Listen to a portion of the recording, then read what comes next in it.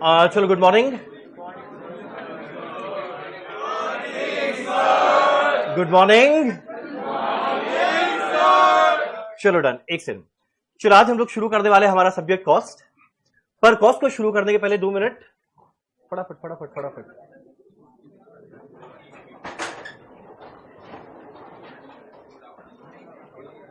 आज हम लोग को ये यूज करना पड़ रहा है। चलो उधर से स्पीकर ऑन कर दीजिए। चलो और ये आगे चला दिया, चली जाइए। चलो आज हम लोग शुरू करेंगे हमारा सब्जेक्ट कॉस्ट। कॉस्ट को शुरू करने के पहले 2 मिनट सीए में जो तुम लोग पढ़ रहे हैं उसके बारे में, उसके बाद करेंगे कॉस्ट। पर उसके पहले 2 मिनट अपने बारे में। ये क्लास में कितने लोग मेरे से पहले मिले हुए हैं? चलो डन। उल्टा, कितने लोग आज पहली बार मिल रहे हैं? चलो ठीक है। जो लोग पहले मिले हुए वो लोग मेरे को जानते हैं। हम थोड़ा स्ट्रिक्ट टाइप का आदमी है। जो लोग पहली बार मिल रहे हैं, हम रंजन।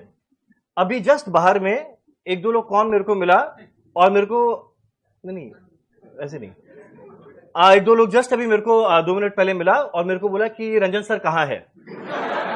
तो भाई चेहरा ध्यान देना, हम खुद ही रंजन है। इनफैक्ट हम सोचा आज पहला क्लास है, थोड़ा फॉर्मल्स में आए, पर एनीवेज हम डेली कैजुअल्स में आने वाला है, तो मेरे को जरूर ध्यान रखना मेरे से कोई उल्टा सीधा काम मत करवाना। पास बैच वाले मेरे से एसी ऑन करवाए हुए, एसी ऑन कर दीजिए भैया, बाथरूम की तरह पानी का बोतल दे दीजिए भाई, ये सब मत करवाना। हम रंजन, ठीक। चलो तो मजाक का बात, हम 2008 में सीए दोनों क्वालिफाई किया। उसके बाद कुछ साल थोड़ा जॉब किया, थोड़ा जॉब किया 3 साल पीडब्ल्यूसी में आर्टिकलशिप। उसके बाद 1 साल मेरा फेवरेट कंपनी आईटीसी बैंगलोर में। उसके बाद EY transaction advisory services Delhi. और फाइनली 2013 में हम अपने जॉब को छोड़कर यहां आया पढ़ाने के लिए। सो कुल मिला के 12 साल डन, 13th ईयर चल रहा है। पहला 12 साल में फैंटास्टिक एक्सपीरियंस था, बहुत ही अच्छे लोगों को पढ़ाने का मौका मिला और आई एम श्योर है आगे भी एक्सपीरियंस अच्छा रहेगा। अब देखो अच्छा रहेगा या नहीं रहेगा वो डिपेंड करेगा तुम लोग पे, पर आज तक हमेशा अच्छा था, हम श्योर है आगे भी अच्छा रहेगा। ये मेरा कॉस्ट को पढ़ाते हुए फेस टू फेस में 87th बैच है, तो हम 87th बार कॉस्ट पढ़ा रहे हैं। प्री कोविड तो दिन में 4-4, 5-5 बार पढ़ाते थे कि हर चीज ऑफलाइन होता था। अब ऑनलाइन के बाद फेस टू फेस का प्रेशर कम। तो चलो एनीवेज ये था मेरे बारे में। अब मेरे को बताओ एक बात, यहां पे कितने लोगों कॉस्ट पहले जीवन में कभी ना कभी पढ़ा हुआ है? पढ़ा हुआ है? कॉस्ट पढ़ा हुआ है? एक सेकंड, टेलीग्राम चैनल ग्रुप सबका लिंक दे देंगे, आज क्लास के लास्ट में सब दे देंगे। 1 मिनट, कितने लोग का पहले कॉस्ट पढ़ा हुआ का हाथ उठाना। तुम लोग कहां पढ़ के आया? बीकॉम में पढ़ते हैं? बीकॉम में पढ़ाई कब से होने लग गया? अब एक बार के लिए हम यहां पे अज्यूम करेगा कि यहां पे कॉस्ट के बारे में किसी को कोई आइडिया नहीं है। 2 मिनट के हम लोग पूरा ये सेशन में अज्यूम करेंगे कॉस्ट के बारे में कोई आइडिया नहीं है और आइडिया है फैंटास्टिक, पर एक बार का मानेगा आइडिया नहीं है। तो अगर बाई चांस पढ़ते पढ़ते कहीं पर भी डाउट आए, घबराना मत, आराम से हाथ उठाना, डाउट पूछना। और बाई चांस क्लास पे पूछने में शर्म आए, घबराना नहीं, क्लास के बाद पूछना। क्लास के बाद पूछने में शर्म आए, क्लास के पहले पूछना। तब भी अगर शर्म आए तो आराम से मेरे से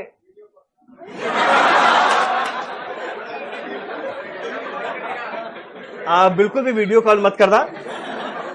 आराम से मेरे को टेलीग्राम में पूछना, व्हाट्सएप में हम जनरली एक्टिव नहीं रहता, टेलीग्राम में पूछना। और स्टिल अगर शर्म आए अपने फ्रेंड के द्वारा पूछवाना, पर डाउट जरूर क्लियर करके जाना। एक्चुअली प्रॉब्लम है ना, इतने सारे लोगों के बीच में कोई अगर बाई चांस किसी के मन में डाउट आता है ना, तो उसको शर्म आता है। वो सोचता है अगर यार डाउट पूछे बाजू वाला क्या सोचेगा। यकीन मानो बाजू वाला भी सोच रहा है कि बाजू वाला क्या सोचेगा। तो अगर बाई चांस कहीं पे भी डाउट आए, बिल्कुल टेंशन लेना नहीं, आराम से पूछना। अभी तो देखो पहला तुम लोग 3-4 दिन जो लोग फर्स्ट टाइम मिले उन लोगों को लगेगा क्या थोड़ा सोच समझ के आराम से बात करें। यकीन मानो 1 वीक बीतने दो और उसके बाद हमको टेंशन हो जाता है, भाई आराम से बात करो। तो इसलिए जो मन चाहे आराम से पूछना, नहीं जो मन चाहे नहीं, पढ़ाई रिलेटेड जो मन चाहे, पढ़ाई रिलेटेड जो मन चाहे आराम से पूछना, मेरे से बिल्कुल टेंशन लेने का नहीं है, ठीक। अब देखो जब तुम लोग का बैच शुरू हुआ उसके पहले ना बस 5-10 मिनट कुछ लोग का जो जनरल डाउट आता है वो पहले एक बार में खत्म करता है। ये लोग आपस में कुछ कर रहे हैं।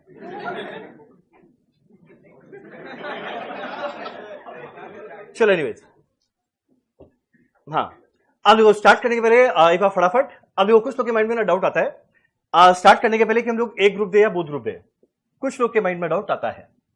तो देखो ऐसा ना, सीए के अंदर में अगर बात करें तो बोथ ग्रुप देना प्रेफरेबल है। तुम लोग बोलेंगे ऐसा क्यों बोल रहे हैं, क्योंकि ग्रुप 2 में आपका सब्जेक्ट आता है, इसलिए इतने चीप नहीं है पर इतने भी नहीं, ठीक। अब देखो बोथ ग्रुप देने का फायदा क्या, पहले ओल्ड सिलेबस के अंदर में सब्जेक्ट होता था 8, तब देखो ये दोनों ग्रुप देना साथ में थोड़ा डिफिकल्ट था, पर जब खाली 6 सब्जेक्ट है तो ये थोड़ा बहुत प्रेशर लेके दिया जा सकता है। ये नहीं बोलेंगे आराम से, प्रेशर आएगा पर आराम नहीं, प्रेशर आएगा पर दिया जा सकता है। और जो सबसे इंपॉर्टेंट बात, पहले एक ग्रुप देने के बाद आर्टिकलशिप शुरू होता था, पर अब जब तक बोथ ग्रुप क्लियर नहीं करेगा आर्टिकलशिप शुरू नहीं होगा। तो यही रीजन है कि एक ग्रुप देने का उतना सेंस निकलता नहीं है, बोथ ग्रुप दो ताकि आर्टिकलशिप हम लोग साथ में स्टार्ट कर पाए। अब रहा बात सीएमए का, तो देखो सीएमए के अंदर में ना बोथ ग्रुप देना प्रेफरेबल हमेशा है, पर वहां पे ना प्रेशर बहुत आ जाता है कि लगातार 8 दिन में 8 एग्जाम, तो अगर वो लोग सिंगल ग्रुप दे रहे हैं तो चलेगा, कोई बुराई नहीं है, पर बेटर होता है ट्राई करना चाहिए बोथ ग्रुप देने का। अब मेरा अगला क्वेश्चन उठता है, बोथ ग्रुप देने का फायदा क्या, बोथ ग्रुप देने का फायदा क्या क्या रैंक, वेरी गुड। एक और सेट ऑफ। तो देखो मेरा 2 बेनिफिट आता है, एक आता है सेट ऑफ का, एक आता है रैंक का। मेरा सेट ऑफ का मतलब क्या, पहला ग्रुप में 300 मार्क का पेपर, 300 में चाहिए 150, और बाई चांस कोई फर्स्ट ग्रुप बड़ा अच्छे से पढ़ा, 150 की जगह 170 आ गया, 20 नंबर ज्यादा।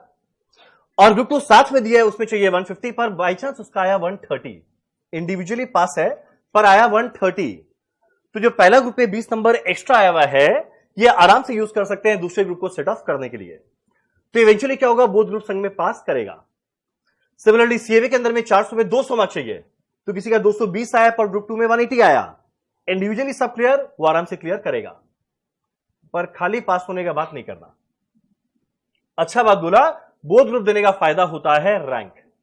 एक मिनट, ये क्लास में कितने लोग रैंक लाना चाहते हैं? पूरा क्लास चाहता है रैंक लाना?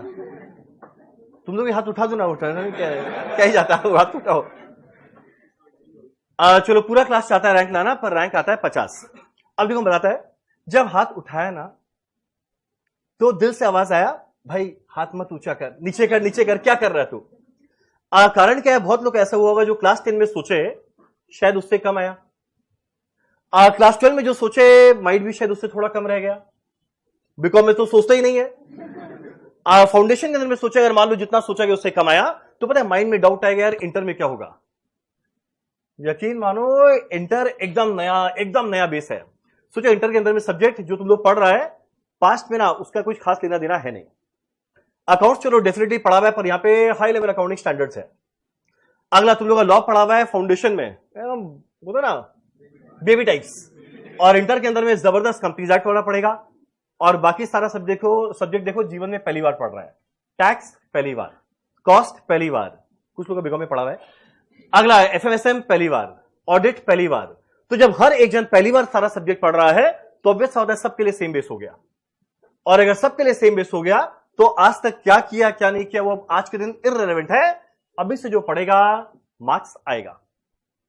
जब नया नया पढ़ाना शुरू किया था तो मेरे को ध्यान है, मेरा लाइफ का 2nd या 3rd टर्म चल रहा था, एक स्टूडेंट था सुप्रतीक, पढ़ रहा था, पहला क्लास के बाद आके मेरे को बोला कि भैया हम सीए छोड़ रहे हैं। हम बोला भाई क्यों, हम ऐसा पहले दिन में क्या कर दिया कि तुम सीए छोड़ रहा है? बोला सुनिए, मेरा फाउंडेशन में उस समय सीपीटी होता था, 200 मार्क्स का सीपीटी, बोला मेरा 200 में आया 128, good decent score, not great not bad, good decent score. अब बोला जब हम बैठे, बाजू वाले से पूछे भाई तेरा कितना आया? बोला 150, इधर में 160, पीछे में 170 आउट ऑफ 200, इधर 180, आगे वाला 193। अब इमेजिन करो उसका हालत, आजू बाजू में सब उसको घेर के बैठे, 150, 60, 70, 80, 90, और इसका आया 128, तो आदमी चाप में आएगा। तो एनीवे जब वो मेरे को क्लास के बाद मिला तो उसको ऐसे थोड़ा मोटिवेट किया, बोले ये सबसे फर्क नहीं पड़ता है, सब नए सिरे से पढ़, अच्छे से कर, ये सब कर, और तुम लोगों को जान के खुशी मिलेगा जब अपना सीए इंटर का एग्जाम दिया, उसका आया ऑल इंडिया रैंक 8, और जिसका 193 आया था, 200 में 193 आया था, अनफॉर्चुनेटली वो पहली बार में सीए इंटर क्लियर नहीं कर पाया। क्या वो तुम लोग डर क्यों रहे? हम ये नहीं बोलना चाह रहे कि इसका फाउंडेशन में अच्छा है वो आगे खराब करेगा। टचवुड हम फाउंडेशन में भी अच्छा किए, एंटर में भी अच्छा किए, फाइनल में भी अच्छा किए। फिर इसका बड़ा अच्छा है क्या? कितना है? हाँ तो अच्छा करेगा ना, डरने का क्या है। ठीक, तो मेरा बोलने का मतलब यह है कि अगर पास्ट में अच्छा किया वो सेम कंसिस्टेंसी आगे मेंटेन करना, आगे भी अच्छा होगा। और अगर पास्ट में उतना ग्रेट नहीं आया हुआ है तो घबराने का बात नहीं है, आगे अच्छा आएगा, प्रोवाइडेड अभी से हम लोग अच्छे से पढ़ाई करें। तुम लोग समझ रहे हो क्या बोल रहा है? एक तो देखो मेरे को ना शांत क्लास पसंद नहीं है। अरे बोलो ना, पक्का ना? चलो ठीक है, ये सब हुआ बात। अब देखो ऐसा है, तुम लोग अब सारा ट्यूशन मेरे ख्याल से 1-2 दिन में स्टार्ट हो जाएगा, करेक्ट? और यकीन मानो जब 1-2 दिन में सारा ट्यूशन स्टार्ट हो जाएगा तुम लोग सुपर बिजी रहेगा।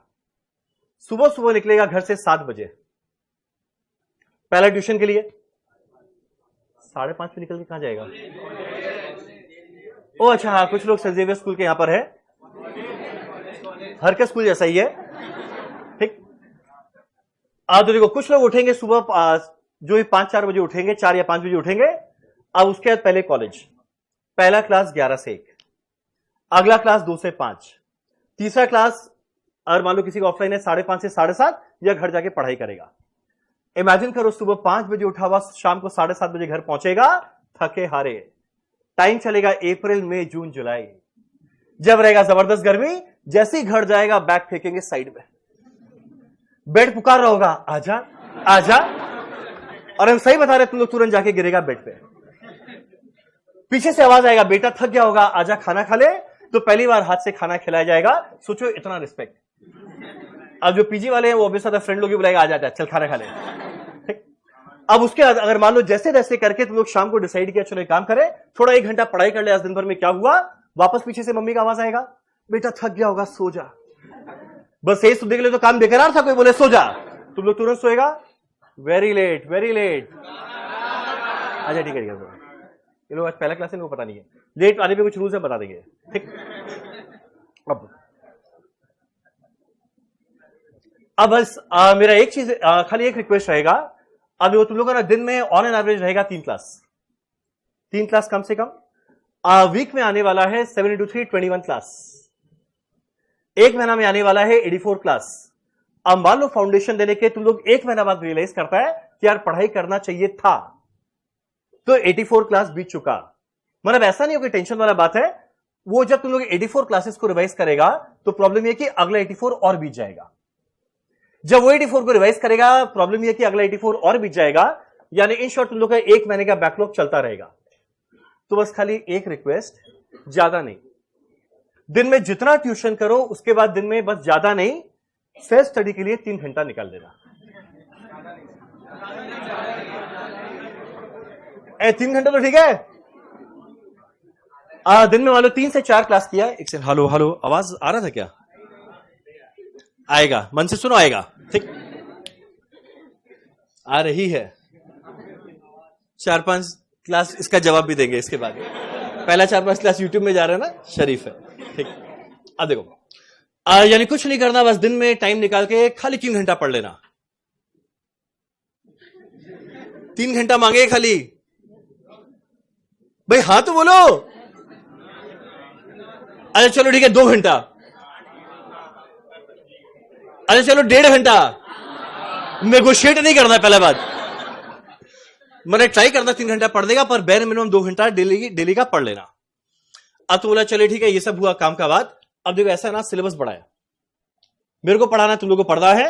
तो हमको ध्यान है जब नया नया हम लोग पढ़ाना शुरू किए थे ना, तो उससे हम लोग को बड़ा मोटिवेट करता था पहला बैच में, जी जान लगा दे, खून पसीना बहा दे, बस पढ़ना है। लोग उल्टा सुना के गए, आपका पहला टर्म है, आप जी जान लगाइए, देख लेंगे हमको क्या करना है। हम लोग भाई हदालत है। सेकेंड टर्म में हम डिसाइड किया भाई ये लोग प्यार का भाषा नहीं समझते, लोग थोड़ा डांटेंगे। सेकेंड टर्म में डांटे, पढ़ेगा या नहीं पढ़ेगा, बोला डांटे अब तो पढ़वा के दिखाइए, तो नहीं चला। पर बाद में हम रियलाइज किया कि आज का समय है कलयुग का, और लोगों को बस खाली एक चीज मोटिवेट करता है, वो करता है पैसा। तो अभी ना कुछ टर्म बाद से शुरू किया था एक इंसेंटिव स्कीम। सुनो, अगर तुम लोग पीछे में दिख नहीं रहे, तुम लोग इधर भी आके बैठ सकता है क्या? परफेक्ट है, ठीक है। चलो तो हम डिसाइड किए थे इंसेंटिव स्कीम शुरू करेंगे, और जो लोग एफएम पढ़े हम इंसेंटिव बीच बीच में देते हैं। बेशरम लोग। अरे एक मिनट, मिला या नहीं मिला? आजा सुनो सुनो सुनो सुनो। इंसेंटिव स्कीम देते हैं। अब एक बात बताते हैं, अब तुम लोग का ना कॉस्ट में हम लोग शुरू करेंगे एक अलग टाइप का इंसेंटिव। पहले हम लोग का अभी तक 500 रुपए का इंसेंटिव रहता था, पर अब हम इंसेंटिव के अमाउंट को बढ़ाएंगे। सर लाइव ऑनलाइन का क्या?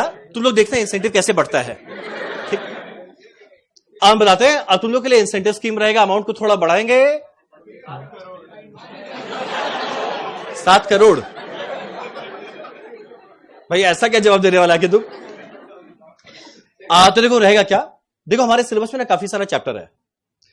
हम लोग क्या करेंगे, हर चैप्टर के एंड में ना यहां पर किसी को बुलाएंगे, जिसका मन चाहे वो आना, हाथ उठा के जो वॉलंटियर करना चाहे आना और आके आंसर देना। और तुम लोग के लिए ना थोड़ा सा अलग करेंगे, तुम लोग के लिए रहेगा चार चट। एक के अंदर में रहेगा 2000 रुपया। नाइस, वही 4 बना दे। एक में रहेगा 2000, एक में रहेगा 1000, एक में रहेगा 500, एक में रहेगा ब्लेसिंग्स। 4 चिट रहेगा। पहला चैप्टर के एंड में जिसका मन चाहे वो यहां पर आना, आके आंसर देना। जब सारा राइट आंसर दिया, 4 में से एक चिट उठाने का मौका मिलेगा। जितना अमाउंट आया वो उसका हुआ। 2 बार? हाँ, क्यों नहीं मिलेगा। अब जब पहली बार ऐसा हम काम किया था, भगवान मेरे पूरा साथ था। आ रहा है जो आ रहा है, ब्लेसिंग्स ही ब्लेसिंग्स, ब्लेसिंग्स ही ब्लेसिंग्स। जम के एकदम मुस्कुरा के आशीर्वाद बांटे। नहीं, चारों में ब्लेसिंग्स दे रहेगा। तुम लोग को दिखा के हम लिखेगा 2000, 1500 ब्लेसिंग्स, जो मन चाहे उसका। अगले टर्म में भगवान पूरा मजा लिया, जो आ रहा है 2000, 2000, 2000, तो उसके बाद वो इंसेंटिव स्कीम को बहुत टाइम के लिए बंद कर दिया। पर अब वापस डिसाइड किया चलो काम करें, स्टार्ट करेंगे 2000, 1500 ब्लेसिंग्स। जिसका जो आया चिट में वो उसका। तुम लोग की स्कीम कैसा लगा?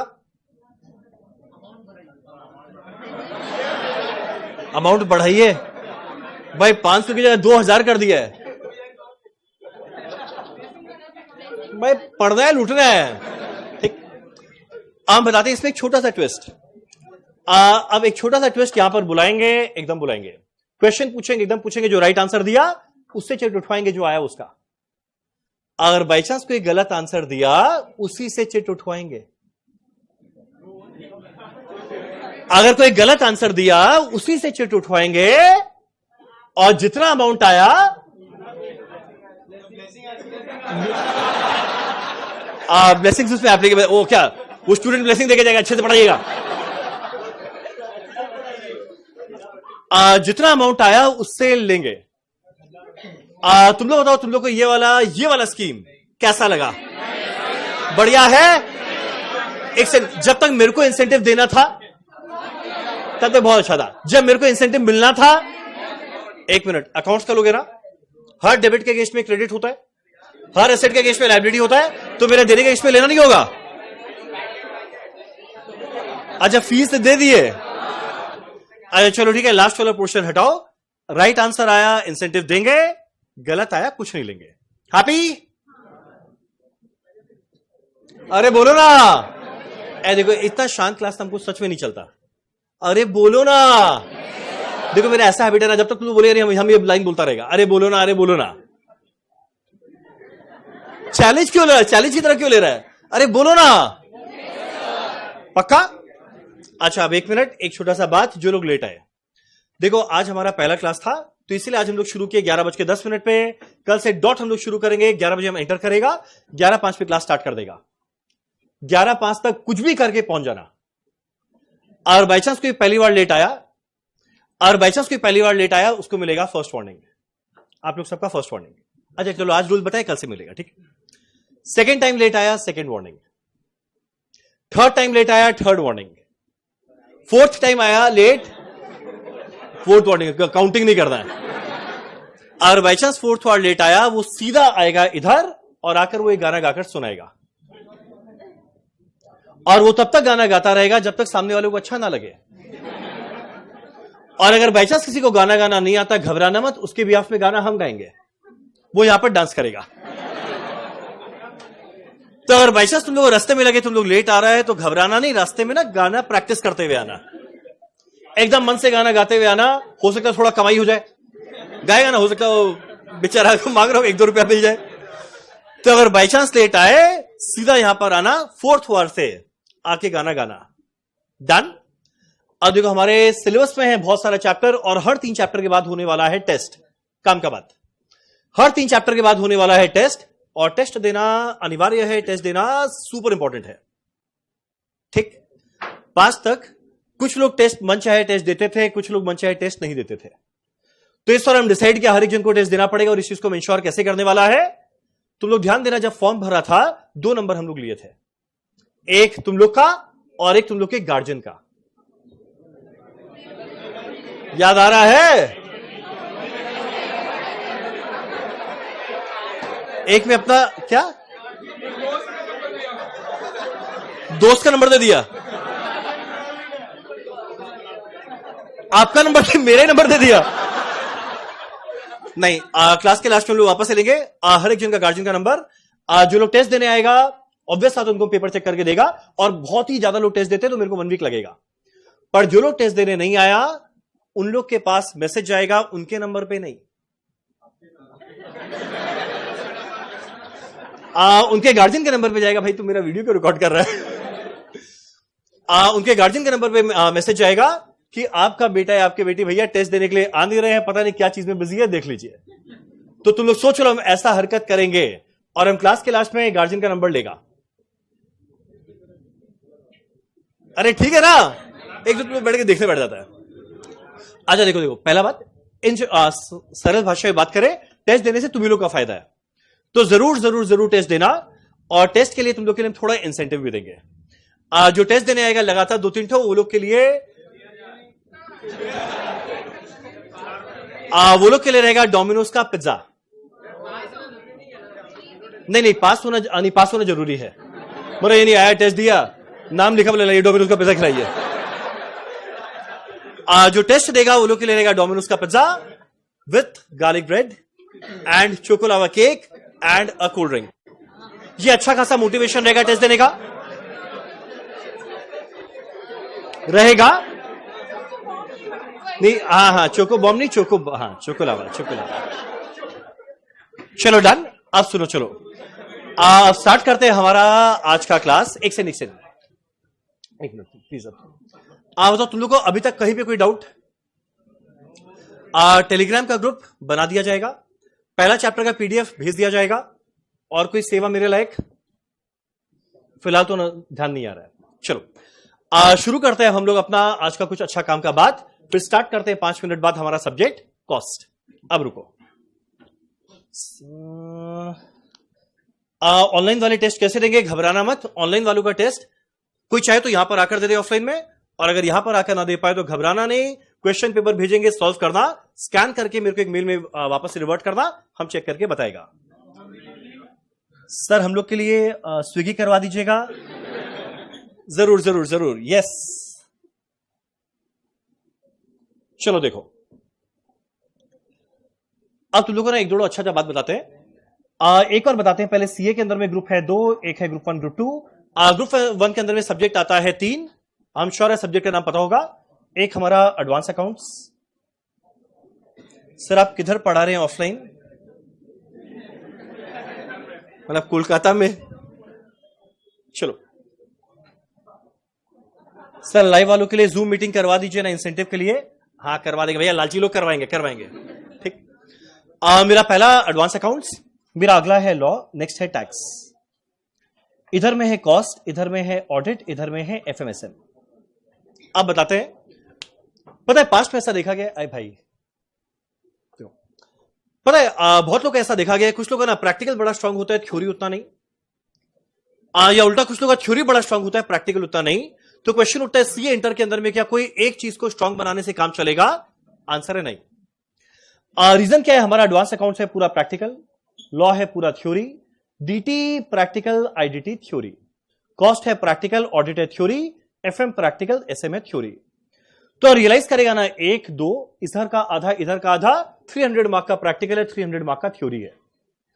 और अगर एग्जैक्ट बराबर बराबर थ्योरी प्रैक्टिकल है तो खाली एक को अच्छा करने से काम नहीं चलेगा, शुरू से दोनों का प्रॉपर बैलेंस बनाकर चलना। यानी खाली प्रैक्टिकल कर लिए थ्योरी देखा जाएगा, या खाली थ्योरी कर लिए प्रैक्टिकल देखा जाएगा।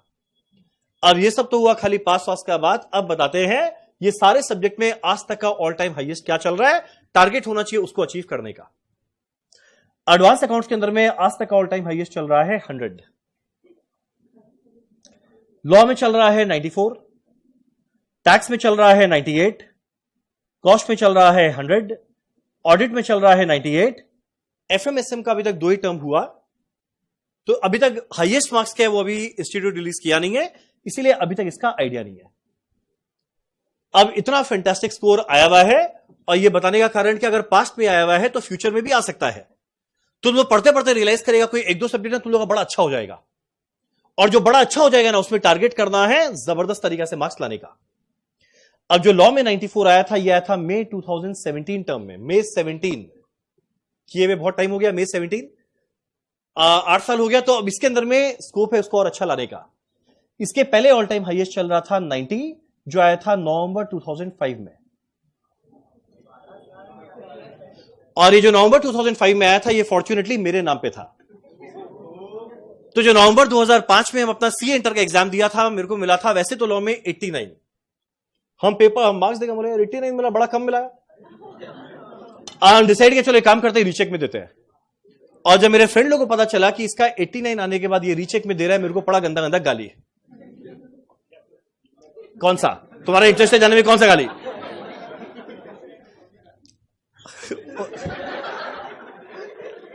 चार क्लास बीतते तो बता देंगे।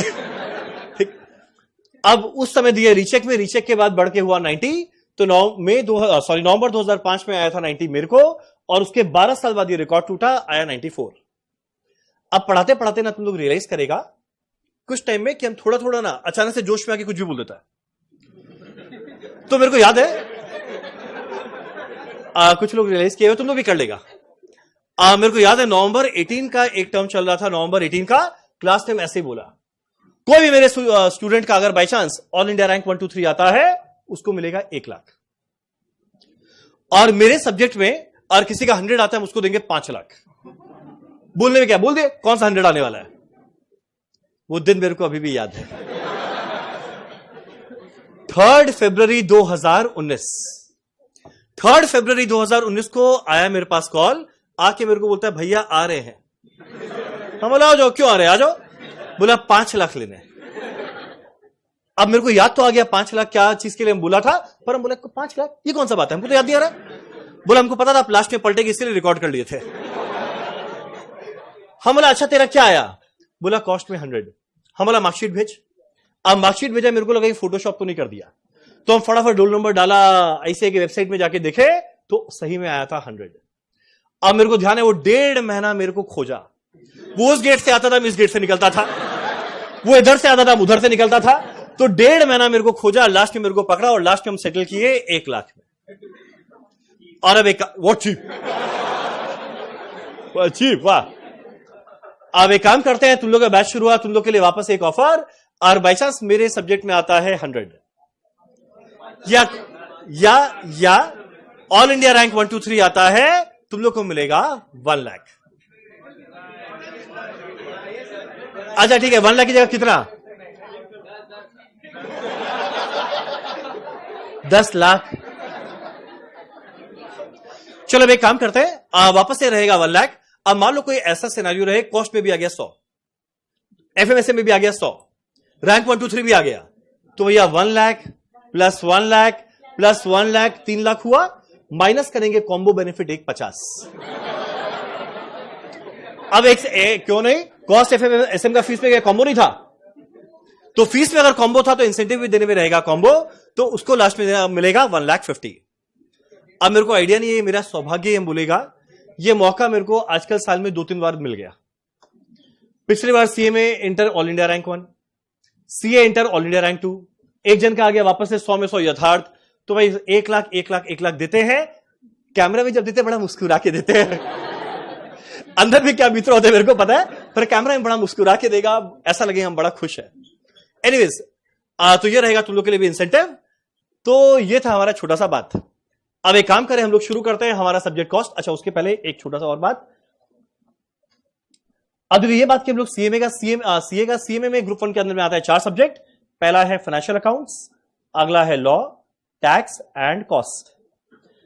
मेरा ग्रुप 2 के अंदर में आता है कॉर्पोरेट अकाउंट्स एंड ऑडिट, ओएमएसएम, अगला आता है एफएमडीए एंड एमए।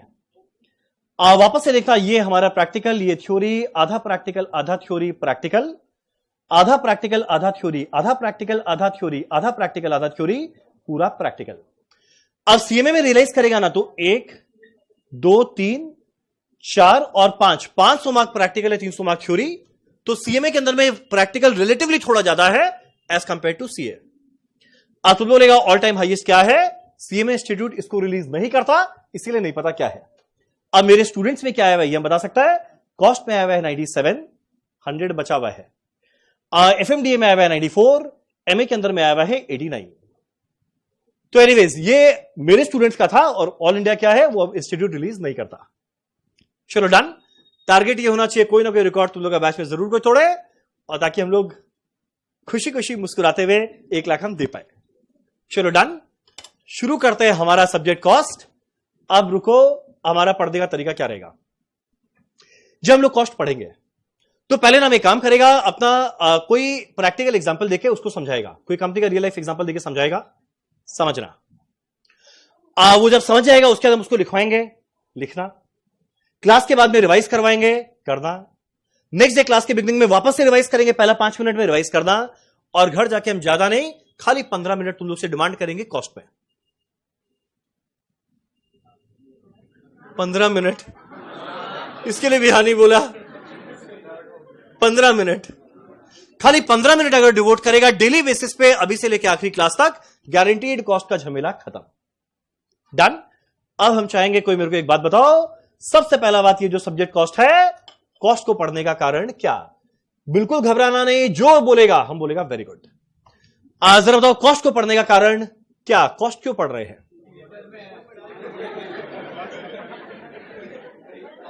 क्योंकि सिलेबस में है। Very good. अगला बताओ कॉस्ट पढ़ने का कारण क्या? 2 घंटा टाइम पास करना है। और बोलो क्या? इसके लिए क्या बोले? Very good. बोले घर में बोर होते हैं इसलिए कॉस्ट पढ़ रहे हैं। और बोलो कारण क्या? एक ढंग का चीज बताओ ना।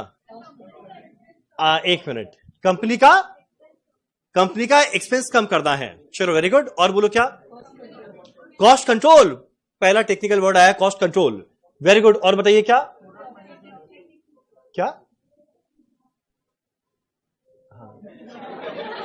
अच्छा ही बोलोगे, आवाज ही नहीं आया। Very good. एक second. Asserting the cost of manufacturing a product. क्या बात है, वेरी गुड। और बोलो क्या?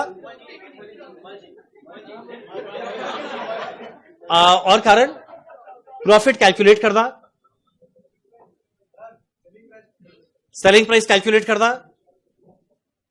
चलो ठीक, अब हम बताते हैं कॉस्ट क्या है। अब सुनो, अब प्लीज अब बोला सुनो।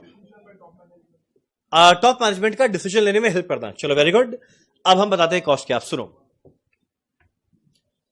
पता है तुम लोग आज तक बचपन से लेकर अभी तक पढ़ते आए हैं फाइनेंशियल अकाउंट्स, और जो फाइनेंशियल अकाउंट्स के अंदर में लोग बनाते हैं ट्रेडिंग पीएल अकाउंट, लास्ट में आता है नेट प्रॉफिट। आता है ना? ट्रेडिंग में ग्रॉस प्रॉफिट, हमारे पीएल में नेट प्रॉफिट। सुना है जीवन में? आता है ना? अब एक बात बताते हैं, जो फाइनेंशियल अकाउंट्स जो हम लोग पढ़ते हैं, वो जो पीएल बनता है, यकीन मानो ये टॉप मैनेजमेंट के लिए कोई काम का नहीं है। जो फाइनेंशियल अकाउंट्स का पीएल बनता है, ये टॉप मैनेजमेंट के लिए कोई काम का नहीं है। तब क्वेश्चन उठता है, फाइनेंशियल अकाउंट्स का पीएल बनता क्यों है? तुम लोग के लिए, तुम्हारे लिए। इतना खुश हो रहा है? तुम्हारे लिए, आपके लिए।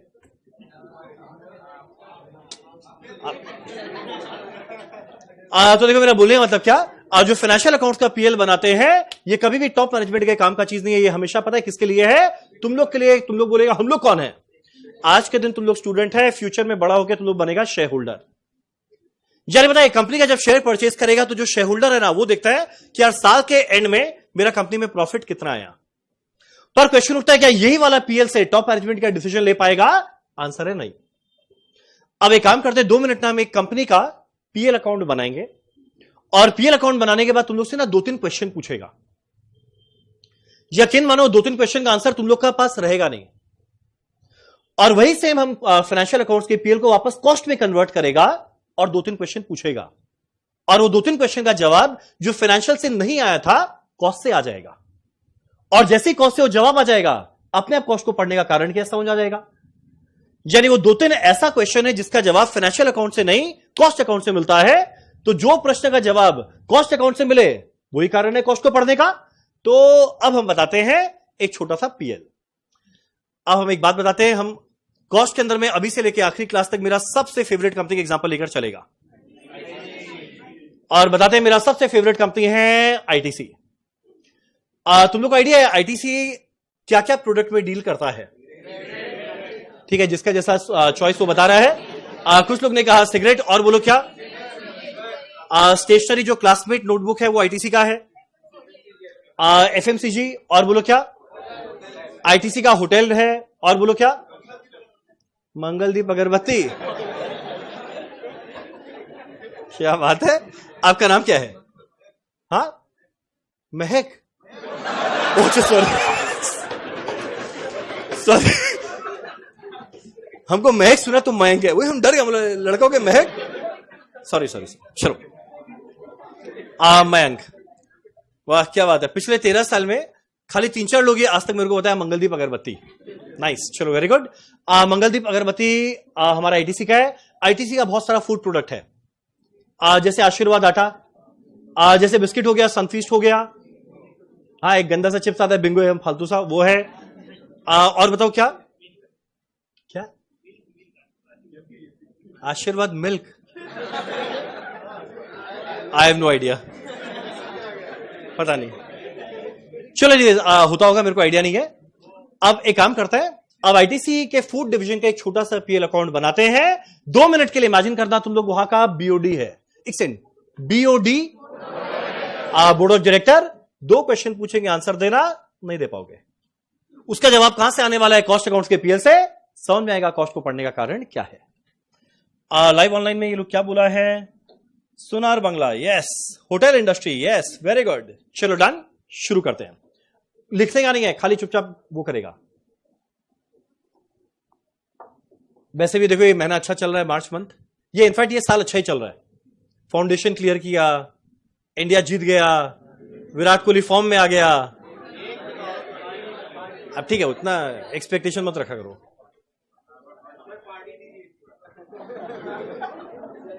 जीता इंडिया, पैसा वो लोग कमा रहा है, पार्टी हम दे। सुनो, अब एक काम करते हैं, हम बनाते हैं फटाफट एक पीएल, और मेरे को ना फटाफट एक आंसर देना। ये बना रहे हैं आईटीसी के फूड डिवीजन का पीएल। जरा बताना तुम लोगों को मेरा हैंडराइटिंग कैसा लगा? खुद का देखा है, खुद आपका हैंडराइटिंग बेकार। 2 मिनट के लिए इमेजिन करो, ये सारा वैल्यू चल रहा है रुपीज एंड थाउजेंड्स, ठीक। अब मान लो मेरा सेल वैल्यू आया हमारा आईटीसी के फूड डिवीजन का, बाय सेल कितना है? 1 लाख रुपीज एंड थाउजेंड्स। मेरा डेबिट साइड में आया टू मटीरियल कॉस्ट, मान लो है 30,000। मान लो अगला है वेजेस, कुल मिलाकर 20,000। मान लो अगला है फैक्ट्री एक्सपेंस, कुल मिलाकर 5,000। और मान लो एक आखिरी एक्सपेंस है सेलिंग एंड डिस्ट्रीब्यूशन एक्सपेंस, 30,000। बचपन में ट्रेडिंग पीएल अलग बनता था, पर वास्तविक जिंदगी में हर एक बड़ा कंपनी ट्रेडिंग पीएल अलग नहीं बनाता है, एक साथ बनाता है। यानी रियल लाइफ में तुम लोग को अलग से जीपी और अलग से एनपी नहीं मिलेगा, लास्ट में सीधा क्या मिलने वाला है? Net profit. अब एक काम करें, फटाफट कैलकुलेट करते हैं हमारे कंपनी के अंदर में नेट प्रॉफिट कितना आया। इधर में है 1 लाख, इधर में 30, 20, 50, 55, 30, 85। तो मेरा नेट प्रॉफिट पता है कितना आने वाला है? 15,000। ठीक है, यहां तक जीवन में ऐसा कुछ देखा है? हाँ, ऐसा बनता है ना पीएल अकाउंट। अब एक काम करो, मेरे को 2 क्वेश्चन का आंसर दो। पहला, मान लो ये पीएल को प्रेजेंट किया जा रहा है आप लोग को, और आप लोग कौन है? हमारे कंपनी के टॉप मैनेजमेंट। और तुम लोग को बोल रहा है भाई जरा बताना तो कि इस कंपनी को और अपना प्रॉफिट को बढ़ाना है। भाई लाइव है क्या? हाँ आयुष अग्रवाल, लाइव है, इसको लग रहा है गजब बात कर रहा है। देखो मान लो हमारी कंपनी को डिसाइड करना है, सब बताएंगे आयुष, सब बताएंगे, बस क्लास के बाद लास्ट का 5 मिनट में सब बता देंगे। देखो मान लो मेरी कंपनी को डिसाइड करना है कि मेरा जो प्रॉफिट आया है 15,000, इसको अगले साल बढ़ाना है। प्रॉफिट जो इस साल कमाए 15,000, अगले साल मान लो ये डिसाइड करता है मेरे को अपने प्रॉफिट को इंक्रीज करना है।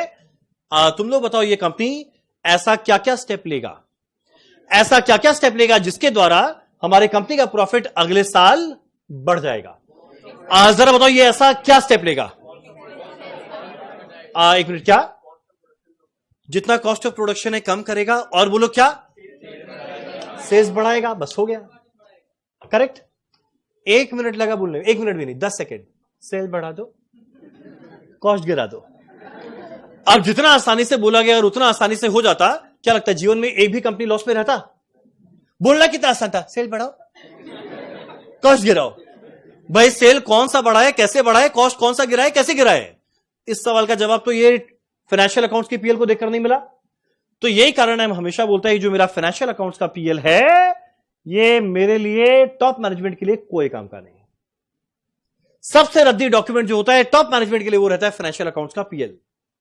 तो अब एक काम करते हैं, इसी फाइनेंशियल अकाउंट्स की पीएल को कन्वर्ट करते हैं कॉस्ट में। यकीन मानो सारा जवाब तुम लोग दे पाएगा। तुम मुस्कुरा क्यों रहे? हमको समझ नहीं, लोग हंस क्यों रहे? चलो आप बताते हैं। जब भी हम लोग कॉस्ट के अंदर में अपना पीएल बनाते हैं, तो ये हम लोग हमेशा बनाते हैं कॉस्ट के अंदर में पीएल अकाउंट के फॉर्म में नहीं, स्टेटमेंट के फॉर्म में बनता है। और ये हमेशा बनता है प्रोडक्ट वाइज, हमेशा ये बनता है प्रोडक्ट वाइज। और 1 मिनट के लिए इमेजिन करो हमारे आईटीसी फूड डिवीजन में आज के दिन 3 तरह का प्रोडक्ट बन रहा है। एक आशीर्वाद, एक सनफीस्ट, एक बिंगो। मान लो 3 तरह का प्रोडक्ट बनाता है, एक आशीर्वाद, एक सनफीस्ट और एक बिंगो। अब एक काम करते हैं, इसी पीएल को हम कन्वर्ट करते हैं कॉस्ट अकाउंट्स के पीएल में। चलो फटाफट एक काम करें, इसको कन्वर्ट करते हैं। यहां लिखते हैं पर्टिकुलर्स। मेरा पहला है आशीर्वाद, अगला है सनफीस्ट, तीसरा है बिंगो, लास्ट में लिखते हैं टोटल। ठीक, आज जरा देखना ऊपर में सेल वैल्यू दिया हुआ है 1 लाख। अब जो मेरा सेल 1 लाख था वो तीनों प्रोडक्ट का मिलाकर आया होगा। एक काम करते हैं, तीनों में बांटते हैं। मान लो आशीर्वाद का सेल था 40,000, सनफीस्ट का है 30,000, बिंगो का है 30,000, कुल मिलाकर कितना आया है? 1 लाख। डन। अब मेरा अगला खर्चा लगा है मटेरियल 30,000, वो भी तीनों का मिलाकर लगा होगा। अब कॉस्ट के अंदर में हमेशा प्रोडक्ट वाइज ट्रैक करते हैं। अब मान लो मेरा मटेरियल टोटल में है 30,000, और मान लो इसमें लगा था 12,000, इसमें लगा है 9, इसमें लगा है 9। एक और ना ऐड करते करते देखते चलना हम सही कर रहे हैं ना। मेरा अगला लगा है वेजेस 20,000, अब ये भी मेरा तीनों मिलाकर लगा। अब मान लो मेरा 20,000 कैसे लगा था? 5 5 10। मेरा अगला है फैक्ट्री एक्सपेंस 5,000, ये भी मेरा तीनों में लगा। अब मान लो मेरा फैक्ट्री एक्सपेंस जो 5,000 लगा वो तीनों में कितना लगा था? मान लो 1,000 2,000 2,000। और मेरा आखिरी है सेलिंग एंड डिस्ट्रीब्यूशन ओवरहेड, ये expense. Selling and distribution expense कुल मिलाकर है 30,000, जो मान लो तीनों में लगा है 5 10 एंड 15। ठीक, यानी जो मेरा फाइनेंशियल में बनाया हुआ था टोटल में, हमारा कॉस्ट में उसको कन्वर्ट कर दिए हैं प्रोडक्ट वाइज, कि कॉस्ट हमेशा प्रोडक्ट वाइज अलग से ट्रैक करता है। अब जैसे ही सेल में सारा खर्चा माइनस किए मेरे को क्या मिलने वाला है? प्रॉफिट। अब एक काम करें, जरा कैलकुलेट करें मेरा नेट प्रॉफिट कितना आएगा। एक बार कैलकुलेट करें। 12 + 5 17, 17 + 1 18 + 5 23, 40 - 23 आने वाला है 17,000। मेरा यहां पर आएगा 9 + 5 14 + 2 16, 26 30 - 26 आने वाला है 4,000। और यहां पर आएगा 9 + 10 19, 19 + 2 21 + 15 36, 30 - 36 ये आने वाला है -6,000। ठीक, अब अगर तीनों प्रॉफिट को ऐड करके देखें कितना आएगा? 17 + 4 21, 21 - 6 कितना आने वाला है? 15,000। तो मेरा प्रॉफिट आया हुआ है 15,000। अब एक काम करते हैं, जरा इस कॉस्ट के स्टेटमेंट को देखना और मेरे को 2 क्वेश्चन का आंसर देना। क्वेश्चन नंबर 1, मेरा पिछले साल में प्रॉफिट आया 15,000। पता है पिछले साल 3 में से एक ऐसा प्रोडक्ट है, मेरा पिछले साल 3 में से एक ऐसा प्रोडक्ट है जो कंपनी को अच्छा खासा प्रॉफिट कमाने से रोक रहा है। जरा बोलो कौन सा? कौन सा? देखकर नजर में आया। अब यानी पता है जैसे हम लोग कॉस्ट के अंदर में कन्वर्ट किए, मेरे को समझ में आया भाई 3 प्रोडक्ट था, 3 में 2 से तो प्रॉफिट आ रहा है, पर भाई तीसरा ऐसा प्रोडक्ट है जिसे प्रॉफिट नहीं लॉस आ रहा है। और अगर बाई चांस लॉस आ रहा है तो मेरा अच्छा खासा प्रॉफिट को कमाने से रोक रहा है। तो मेरा टॉप मैनेजमेंट पता है डिसाइड करेगा, मेरा टॉप मैनेजमेंट डिसाइड करेगा कि जो मेरा बिंगो में लॉस आया, ऐसे प्रोडक्ट को हम लोग क्या कंटिन्यू करें या डिसकंटिन्यू। मेरा टॉप मैनेजमेंट ये डिसाइड करेगा जो लॉस मेकिंग प्रोडक्ट आया है, ऐसे प्रोडक्ट को कंटिन्यू करें या डिसकंटिन्यू। अब ये मत बोल देना डिसकंटिन्यू कर देंगे। और मान लो ये पहला साल है, तो पहला साल जब लॉन्च करते तो लॉस आएगा, सेकेंड ईयर में लॉस थोड़ा कम हो जाना चाहिए, थर्ड ईयर में और कम हो जाना चाहिए, पर एक समय के बाद तो प्रॉफिट आना चाहिए ना। पर मान लो लॉन्च किए हुए बहुत टाइम हो गया और लॉस ही लॉस आए जा रहा है, तो कभी ना कभी ये डिसाइड करेगा चलो एक काम करते हैं, ऐसे प्रोडक्ट को डिसकंटिन्यू करें। और मान लो शुरुआत का साल है तो ये रियलाइज करेगा चलो एक काम करें, थोड़ा और कंटिन्यू करके देखते हैं। तो पता है मेरा टॉप मैनेजमेंट पहला डिसीजन लेगा लॉस मेकिंग प्रोडक्ट को, एक सेकंड, हम 2 वर्ड यूज किया, मेरा लॉस मेकिंग प्रोडक्ट को क्या करे या क्या करे, कंटिन्यू करे या फिर डिसकंटिन्यू। तो यह है मेरा पहला डिसीजन।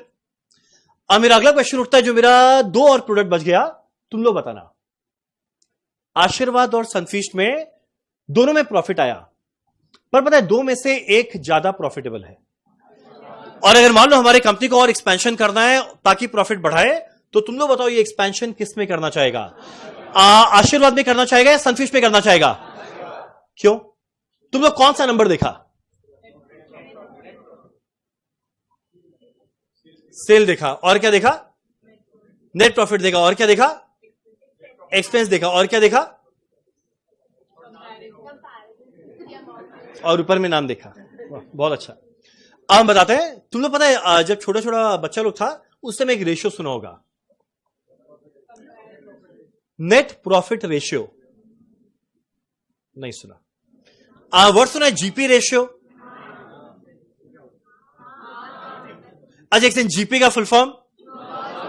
थैंक गॉड, पिछले टाइम में गिरीश पाक। मेरा जीपी का फुल फॉर्म क्या है? Gross profit ratio. मेरा जीपी रेशियो, एक सेकंड, बचपन में पढ़ा हुआ है जीपी रेशियो, जरा बताना जीपी रेशियो का फॉर्मूला क्या बाय क्या इंटू क्या? मेरा gross profit divided by percentage बनाते हैं इसीलिए इंटू करते हैं 100। तो मेरा जीपी रेशियो का फॉर्मूला है जीपी बाय सेल इंटू 100।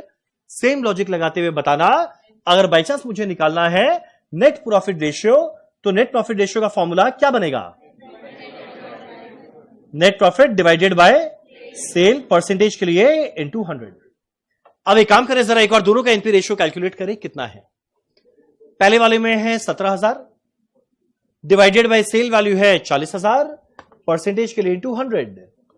अगर तुम लोग ये कैलकुलेट करेगा, ये शायद आने वाला है 42.5%। ठीक, अब एक काम करें, जरा दूसरा वाला कैलकुलेट करें कितना आएगा। और मेरा दूसरा वाले में नेट प्रॉफिट दिया हुआ है 4,000, सेल वैल्यू दिया हुआ है 30,000, तो 4,000 डिवाइडेड बाय 30,000 इंटू 100 कितना आने वाला है? 13.33%। अब एक काम करता है, हम एक लाइन बोलना शुरू करेगा, बोलते बोलते चुप हो जाएगा, ये मत सोचना भूल गया, लाइन कंप्लीट करना, बताना। अगर आशीर्वाद के अंदर में मेरा एनपी रेशियो आया हुआ है 42.5%, ये इस बात को इंडिकेट करता है, अरे हम अभी बोल रहे ठीक। और आशीर्वाद के अंदर में एनपी रेशियो आया हुआ है 42.5%, ये इस बात को इंडिकेट करता है कि अगर आशीर्वाद के सेल को 100 रुपया बढ़ाए, अगर आशीर्वाद के सेल को 100 रुपया बढ़ाए, और आशीर्वाद के सेल को 100 रुपया बढ़ाए, तो ये 100 रुपए के सेल बढ़ने की वजह से पता है मेरा प्रॉफिट कितना रुपया बढ़ जाएगा? 42.5। यानी अगर आशीर्वाद की सेल के 100 रुपया बढ़ाते हैं तो प्रॉफिट कितना बढ़ेगा? 42.5। अब सेम लॉजिक लगाते हुए बताना, सनफीस्ट में अगर सनफीस्ट के सेल को 100 रुपया बढ़ाएंगे, अगर सनफीस्ट के सेल को 100 रुपया बढ़ाएंगे, तो लो ये 100 रुपया बढ़ने से प्रॉफिट कितना रुपया बढ़ेगा? 13.33। तो अगर बाई चांस मेरे को सही में दोनों का सेल बढ़ाना है तो पहले वाले का सेल बढ़ाने पे 42.5 का फायदा, और दूसरे वाले के सेल को बढ़ाने के लिए 13.33 का फायदा। तो भाई मेरे को अगर एक का ही सेल बढ़ाना है, हम किसका बढ़ाना चाहेगा? आशीर्वाद। तो देखो ये डिसीजन भी ले पाए कॉस्ट के स्टेटमेंट को देखते हुए। यानी अगर फाइनेंशियल को देखते हैं कुछ समझ नहीं आता कौन सा प्रोडक्ट बंद करे कौन सा ज्यादा करे, पर जैसे ही कॉस्ट का स्टेटमेंट देखे एकदम क्लियरली समझ में आया कौन सा प्रोडक्ट को कंटिन्यू करना है, डिसकंटिन्यू, और कौन ज्यादा प्रॉफिट मेकिंग रहेगा। एक मिनट, यहां तक क्लियर है?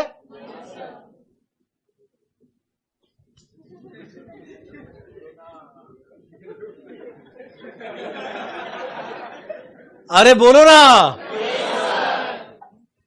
ये क्लास में तुम लोगों का एज क्या है? 17-18 का कितना होगा? 18-19? ये क्लास में एवरेज एज चल रहा होगा 18-19। जस्ट इमेजिन करो 18-19 साल का इतने सारे लोग अगर एक साथ में कुछ बोले, बिल्डिंग गूंजना चाहिए। गिरेगा नहीं, घबराओ मत। अभी तक हम पिछले 1 घंटा में जो बताया, बोलो अभी तक कोई डाउट है?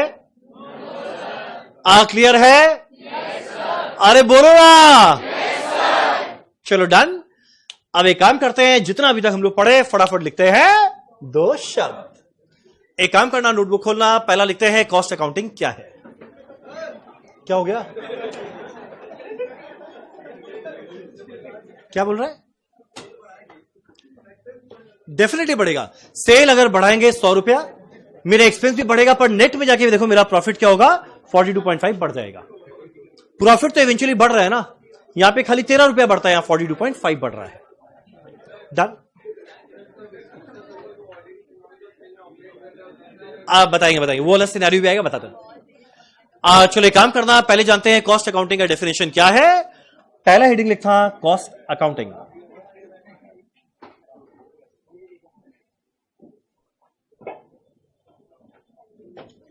तुम लोग प्लीज टाइम पे पहुंचना। बहुत सारे लोग ज्वाइन करेंगे होली के बाद। वो लोग अभी अपने होम टाउन पे है, वो लोग का फेस टू फेस लिया हुआ है, वो लोग आफ्टर होली ज्वाइन करेंगे। तो तुम लोग अपना टाइम पे पहुंच के अपना बैठ जाना। होली का छुट्टी का क्या जरूरत है? यहां पे संग में होली मनाएंगे।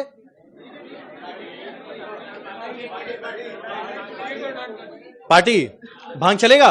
भाई तुम लोग ऐसे नशा में आता है, ये रिस्क लेना ही नहीं है। चलो एक काम करना, वो सही करवा दिए। चलो एक काम करें, पहला लिखते हैं कॉस्ट अकाउंटिंग। इसका डेफिनेशन क्या है फटाफट डैश देके लिखना है। It denotes the method of accounting. तुम लोग का सीए इंटर का अटेम्प्ट कब ड्यू है? लाइव ऑनलाइन अपने मूड में चल रहा है। चलो कॉस्ट अकाउंटिंग में डैश देके लिखना है। It denotes the method of accounting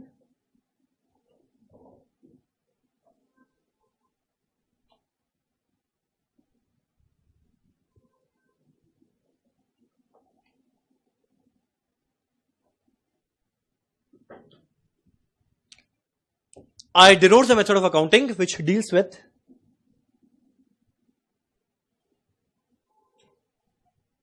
अब यहां पर हम 3 शब्द का प्रयोग करेगा।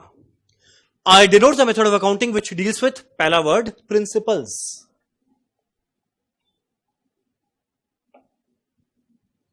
It denotes the method of accounting which deals with 3 word का हम यूज करेगा। पहला प्रिंसिपल्स, अगला methods and techniques. It denotes the method of accounting which deals with 3 word है। पहला है प्रिंसिपल, अगला है मेथड, अगला है technique.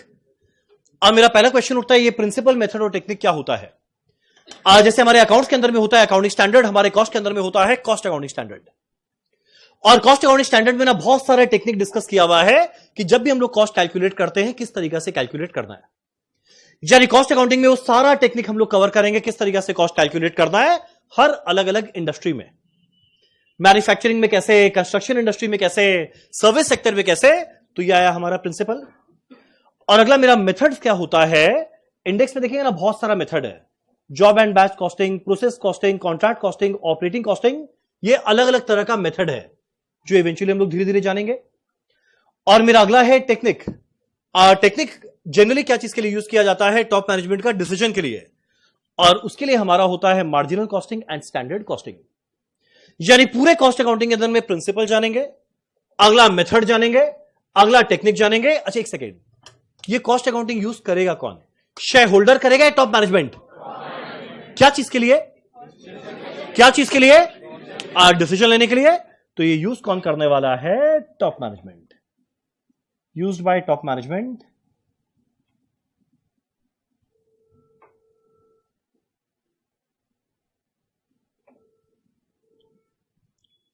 It denotes the method of accounting which deals with 3 word. पहला है प्रिंसिपल, अगला है मेथड, अगला है technique, used by top management.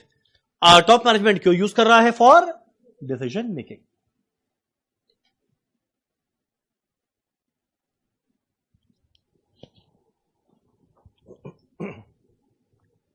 ठीक। अब एग्जाम के अंदर में एक थ्योरी आता है, काफी और आता है, ऑब्जेक्टिव ऑफ कॉस्ट अकाउंटिंग। मेरा कॉस्ट अकाउंटिंग को पढ़ने का ऑब्जेक्टिव क्या है? और बताते हैं। ऑब्जेक्टिव होता है कुल मिलाकर 4, जो हम लोग खत्म करेंगे 1 मिनट में, नहीं 30 सेकेंड में, नहीं 10 सेकेंड में। और बताते हैं अब वो 4 ऑब्जेक्टिव क्या है, जरा इस कॉस्ट स्टेटमेंट को देखना। अच्छा तुम लोग बताओ, जब भी कॉस्ट का स्टेटमेंट बनता है ये टोटल में बनेगा या प्रोडक्ट वाइज बनेगा? Product wise. तो पता है मेरा पहला ऑब्जेक्टिव क्या है? प्रोडक्ट वाइज सेल आइडेंटिफाई करना। फाइनेंशियल में तो नहीं पता चला था, कॉस्ट में पता चला। मेरा अगला ऑब्जेक्टिव क्या है? प्रोडक्ट वाइज कॉस्ट आइडेंटिफाई करना। पहला है प्रोडक्ट वाइज सेल, मेरा अगला है प्रोडक्ट वाइज कॉस्ट। अब तीसरा आंसर अपने आप देना। प्रोडक्ट वाइज सेल मिल गया, कॉस्ट मिल गया, मतलब अपने आप क्या मिल जाएगा? Product wise profit. और जैसे ही प्रोडक्ट वाइज प्रॉफिट मिला है, बोलो कौन तैयार है क्या लेने के लिए? कौन तैयार है क्या लेने के लिए? क्वेश्चन उठता है डिसीजन क्या लेने वाला है? 2। पहला, लॉस मेकिंग प्रोडक्ट को, लॉस मेकिंग प्रोडक्ट को, लॉस मेकिंग प्रोडक्ट को क्या करे या क्या करे? कंटिन्यू या डिसकंटिन्यू। और जो मेरा प्रॉफिट मेकिंग प्रोडक्ट है उसका एक रेशियो निकालेंगे, नेट प्रॉफिट रेशियो। जिसका नेट प्रॉफिट रेशियो ज्यादा उसके सेल को बढ़ाएंगे ताकि प्रॉफिट बढ़ेगा। तो कुल मिला के ऑब्जेक्टिव क्या है? 4। 1 मिनट सबका चेहरा ऊपर मेरे को बताना। पहला प्रोडक्ट वाइज सेल मिला, कॉस्ट मिला, क्या मिलेगा? और जैसे ही प्रॉफिट मिला कौन तैयार क्या लेने के लिए? कितना लेगा? 2। पहला लॉस मेकिंग को क्या करे या क्या करे? प्रॉफिट मेकिंग एक रेशियो निकालेंगे, जिसका रेशियो उसके सेल को, ताकि प्रॉफिट बढ़ेगा। फटाफट लिखते हैं ऑब्जेक्टिव ऑफ कॉस्ट अकाउंटिंग। तुम लोग समझ रहे ना? अरे बोलो ना, एक बार तो बोल दो। कुछ कहते क्यों नहीं? अरे बोलो ना। अच्छा हाँ, अच्छा याद दिलाया।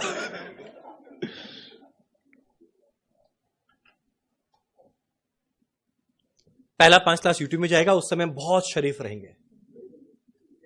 5 क्लास बीतने दो, उतना भी नहीं। और कौन था? महक।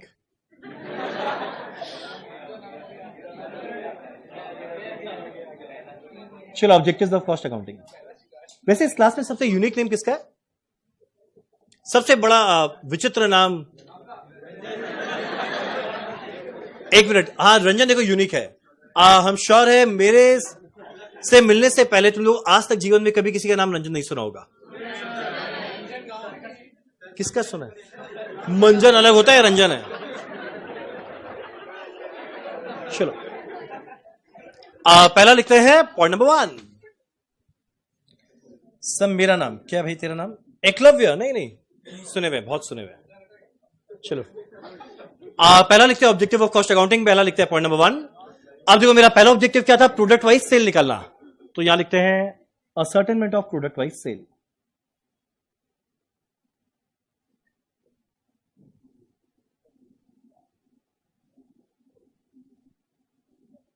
ठीक, एग्जाम में आता है 3 से 4 मार्क का। मेरा पहला ऑब्जेक्टिव क्या है? Ascertainment of product wise sale. अब मेरा पहला आया प्रोडक्ट वाइज सेल, अगला क्या आने वाला है? Product wise cost. चलो अगला लिखते हैं point number 2। Ascertainment of product wise cost. अब मेरा प्रोडक्ट वाइज सेल मिला, कॉस्ट मिला, सेल मिला, कॉस्ट मिला, यानी माइनस करते क्या मिल जाएगा? प्रॉफिट। तीसरा लिखते हैं calculation of product wise profitability. घर जाके खाली 10-15 मिनट एक बार पढ़ लेना जो पढ़े। Calculation of product wise profitability.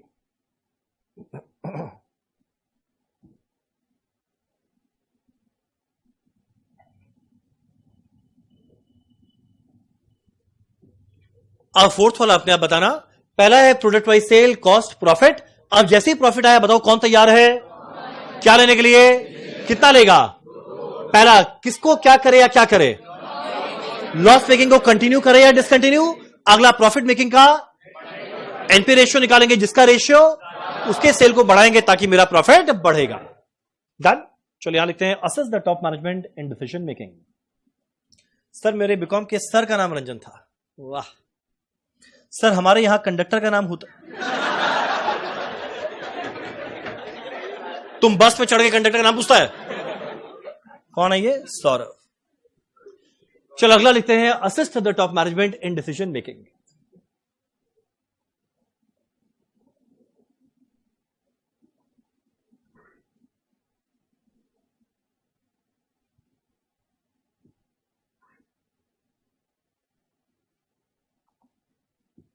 चलो assist the top management in decision making. और डिसीजन आने वाला है 2, तो पॉइंट नंबर 4 चल रहा है डिसीजन वाला, उसके अंदर सब पॉइंट ए। समझे क्या बोला? वैसे ऐसे समझा? हम रोहित शर्मा फैन, हम भूल जाता क्या वर्ड बोल रहा है। ठीक।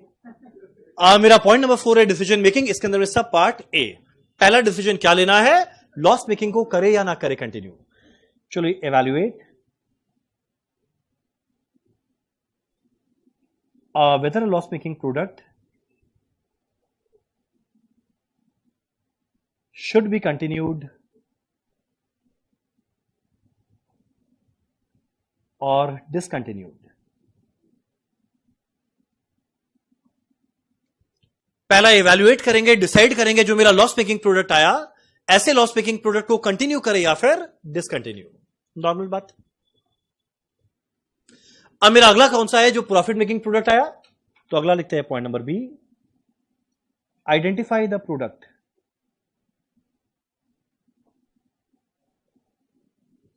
Identify the product. वैसे प्रोडक्ट को आइडेंटिफाई करना है जिसके सेल को बढ़ाए ताकि प्रॉफिट बढ़ेगा। अब वो आइडेंटिफाई करने के लिए रेशियो निकालना पड़ता है। Identify the product comma the sales of which should be increased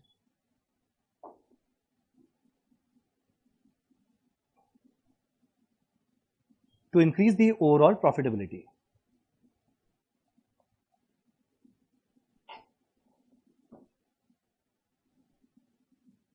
तुम लोगों को मेरा हैंडराइटिंग समझ में आ रहा है? बहुत प्यारा लिख रहे हैं आप। मुझे आइडेंटिफाई करना है वैसा प्रोडक्ट जिसके सेल को बढ़ाए ताकि मेरा ओवरऑल प्रॉफिटेबिलिटी बढ़ेगा। और ये आइडेंटिफिकेशन करेंगे कैसे? एक रेशियो निकाल के ब्रैकेट में लिख देते हैं बाय कंप्यूटिंग। वो कौन सा रेशियो था? NP ratio. Perfect perfect. एक और लिखना पॉइंट नंबर सी। तुम बोले आप पहले तो आप 2 ही बोले थे, तीसरा आप बोल रहे। अगला लिखना point number C, cost control and cost reduction comma if possible. चलो अगला लिखना point number C, cost control and cost reduction, comma if possible। मेरा cost control and cost reduction comma if possible. ये सुपर इंपॉर्टेंट वर्ड है, if possible. ऐसा क्यों है हम बताते हैं ऐसा क्यों है। अब देखो वर्ड क्या है? Cost control and cost reduction. यानी मेरा ऑब्जेक्टिव या उद्देश्य क्या रहेगा? कॉस्ट को कम करना। पर ध्यान देना, वैसे कॉस्ट को कम करना जो कम करना पॉसिबल है। तुम बोलेगा एग्जांपल देखो, हमारे बिंगो के अंदर में आ रहा है लॉस, और अगर बिंगो के अंदर में आ रहा है लॉस तो भाई मेरा ऑब्जेक्टिव क्या रहेगा? बिंगो को प्रॉफिटेबल बनाना है, और प्रॉफिटेबल बनाने के लिए हम डिसाइड किया चलो एक काम करें, खर्चा कम कर देते हैं। अब खर्चा कम करेंगे, उसमें हम सोचा कि ये जो मेरा सेलिंग एंड डिस्ट्रीब्यूशन है ना, इसको थोड़ा कम कर दें। अब मेरा अगला क्वेश्चन उठता है, सेलिंग एंड डिस्ट्रीब्यूशन में क्या आने वाला है? एडवर्टीजमेंट मार्केटिंग का कॉस्ट। अब तुम लोग बताओ, अगर हम लोग बिंगो का एडवर्टीजमेंट कम कर दे, एडवर्टीजमेंट कम कर दे, मार्केटिंग कम कर दे, तो खर्चा तो चलो मानते हैं कम हो जाएगा। और एडवर्टीजमेंट और मार्केटिंग कम कर दे तो चलो मानते हैं खर्चा कम हो जाएगा। क्या लगता है, सेल उतना ही रहेगा या वो भी कम हो जाएगा? वो भी कम हो जाएगा। यानी पता है, ऐसा खर्चा को कम करे जिससे मेरा सेल भी इफेक्ट हो जाए, वैसा खर्चा कम करके क्या करेंगे? यानी मेरे को यह आइडेंटिफाई करना है कौन सा वो कॉस्ट है जिसको कम करने से मेरा सेल को फर्क ना पड़े, वैसे ही कॉस्ट को कम करेंगे, कंट्रोल करेंगे, रिड्यूस करेंगे। इसीलिए वर्ड क्या यूज करता है? कॉस्ट को कंट्रोल करना है, एकदम करना है। कॉस्ट को रिड्यूस करना है, एकदम करना है, पर तभी करो अगर ये पॉसिबल है। और पॉसिबल कब होगा? Without affecting the sale value. Done?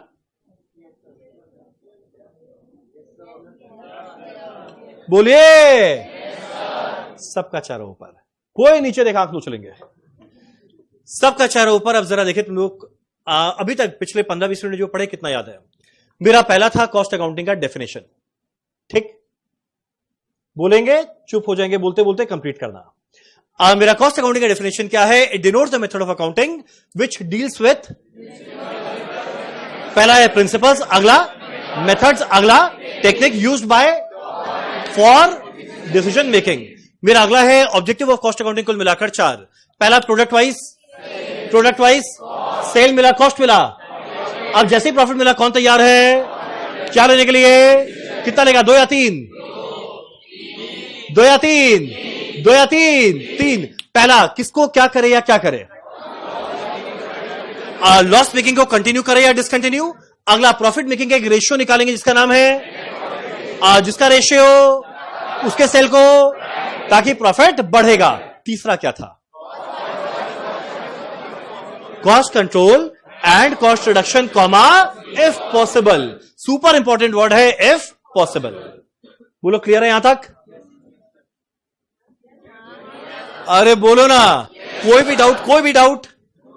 Live online कोई भी doubt?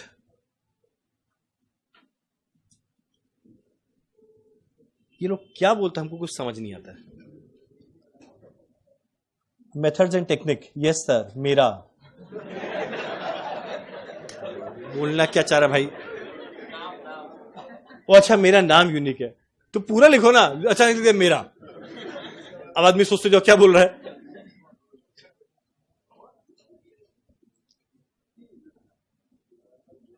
Yes sir, no sir, no sir, no sir मतलब? एक मिनट, कौन है ये? प्रियांशु, एकलव्यन, अदिति। नो सर मतलब क्या? क्लियर नहीं हुआ या क्लियर है? ऐसे लिखो क्लियर, बस तो हम समझ पाएगा। ऑल क्लियर, क्लियर है सर, क्लियर है सर, क्लियर है सर। ओ अच्छा ठीक है, क्लियर है सर, क्लियर है सर। चलो done done done done done. अब शुरू करते हैं हम लोग अपना एक ऐसा चीज। अब जो भी हम बताएगा ना, ये ढंग से सुनना, मेरे को बताने में लगेगा 20-25 मिनट। ये अभी से लेके हमारे कॉस्ट के कई क्लासेस तक काम आएगा। अब बताएंगे हमारा फैक्ट्री में क्या होता है, कौन कौन सा डिपार्टमेंट रहता है। ये हमारे कॉस्ट के लिटरली हर चैप्टर में काम आएगा, और एकदम माइंड में सेट करना। तो अब अगला 20 मिनट ध्यान देना। पहला एग्जांपल लेकर चले थे आईटीसी का फूड डिवीजन, अब लेकर चलेंगे आईटीसी का सबसे बड़ा डिवीजन। आईटीसी का सबसे बड़ा डिवीजन, जिस डिवीजन के भरोसे आईटीसी चल रहा है, वो कौन सा है? Cigarette division. बोलने के पहले एक disclaimer, smoking is injurious to health. धूम्रपान से कर्क रोग होता है, टोबैको कॉजेज कैंसर। तो भाई यहां पे हम बिल्कुल भी टोबैको का प्रमोशन नहीं कर रहा है, बस खाली मेरे को एक चीज समझाना है, इसीलिए हम सिगरेट का एग्जांपल लेके चल रहा है। ठीक, पर चलो ये वीडियो कट करके डाल देगा कि देखो टोबैको को प्रमोट करते हैं। ठीक, एक काम करो ना, एक से जो पीछे बैठेगा प्लीज गेट खोलो ना। इस क्लास में किसी के पास भी सिगरेट है?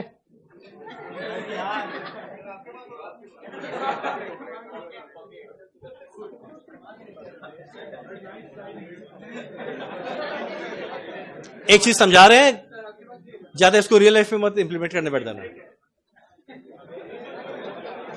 आपके पास है सर में टीका, हाथ में सिगरेट, कहां से जाएंगे? क्या पूरा डब्बा भरा हुआ है क्या?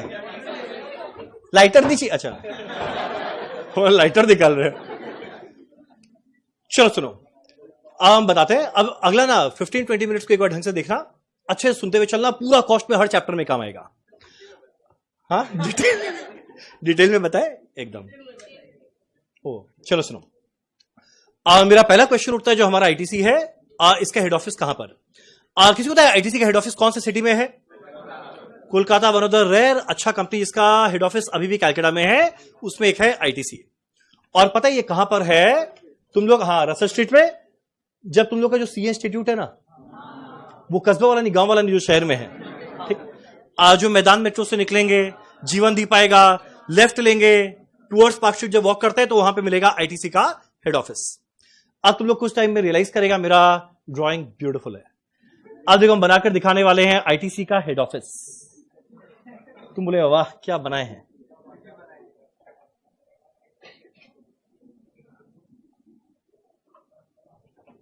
ये हमारा आईटीसी का हेड ऑफिस।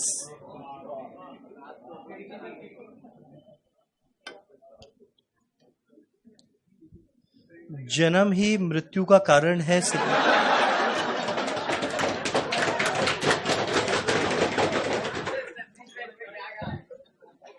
जन्म ही मृत्यु का कारण है, सिगरेट नहीं। सौरभ जी, ये ज्ञान अपने तक, ठीक। ये वही लड़का है ना? चलो सुनो, आप बताते हैं आईटीसी के हेड ऑफिस में क्या है। कभी भी अगर आईटीसी के हेड ऑफिस में जाओगे, वहां पे सबसे पहले टॉप फ्लोर में रहता है वहां का बोर्ड ऑफ डायरेक्टर। कोई बताओ आईटीसी के चेयरमैन का नाम क्या?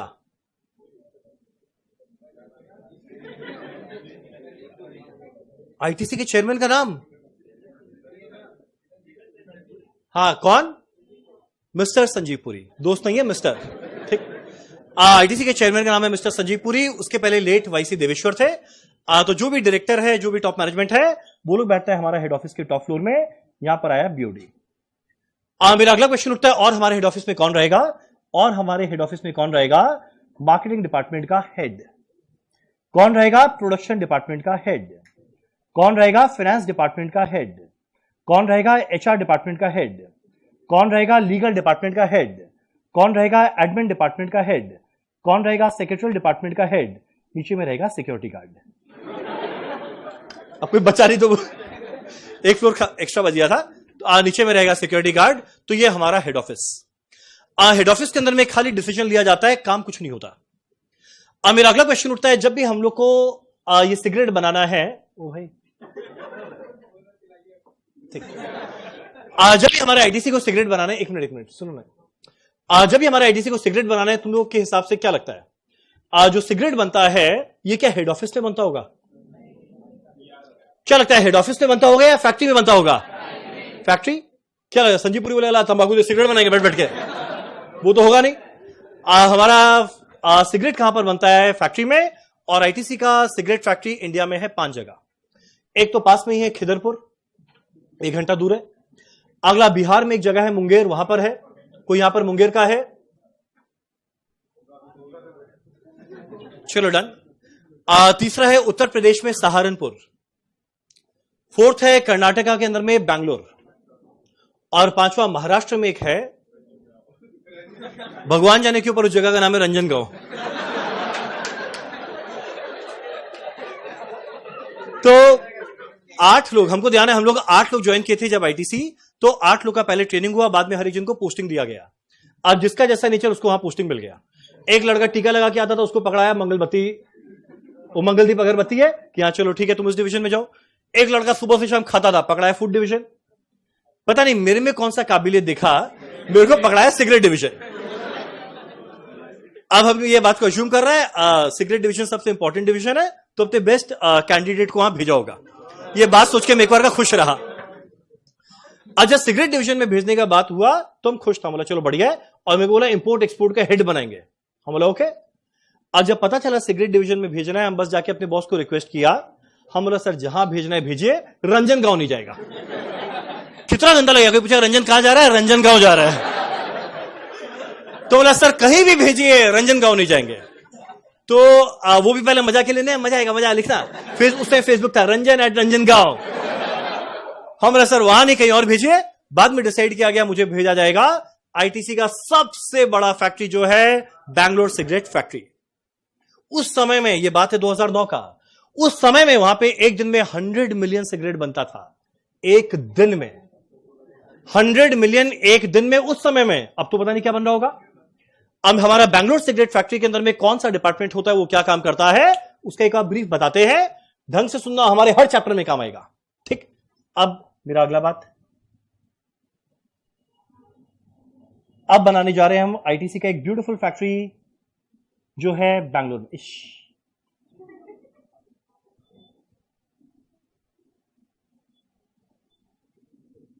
ये हमारा बना बैंगलोर सिगरेट फैक्ट्री। अब इसमें कुल मिलाकर डिपार्टमेंट होता है, मेन डिपार्टमेंट होता है 5।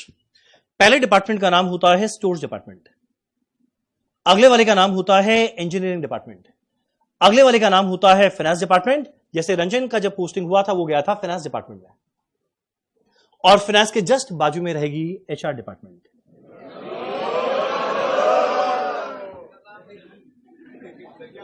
इस अच्छा, समझ में आ रहा है क्यों मेरा आईटीसी फेवरेट था।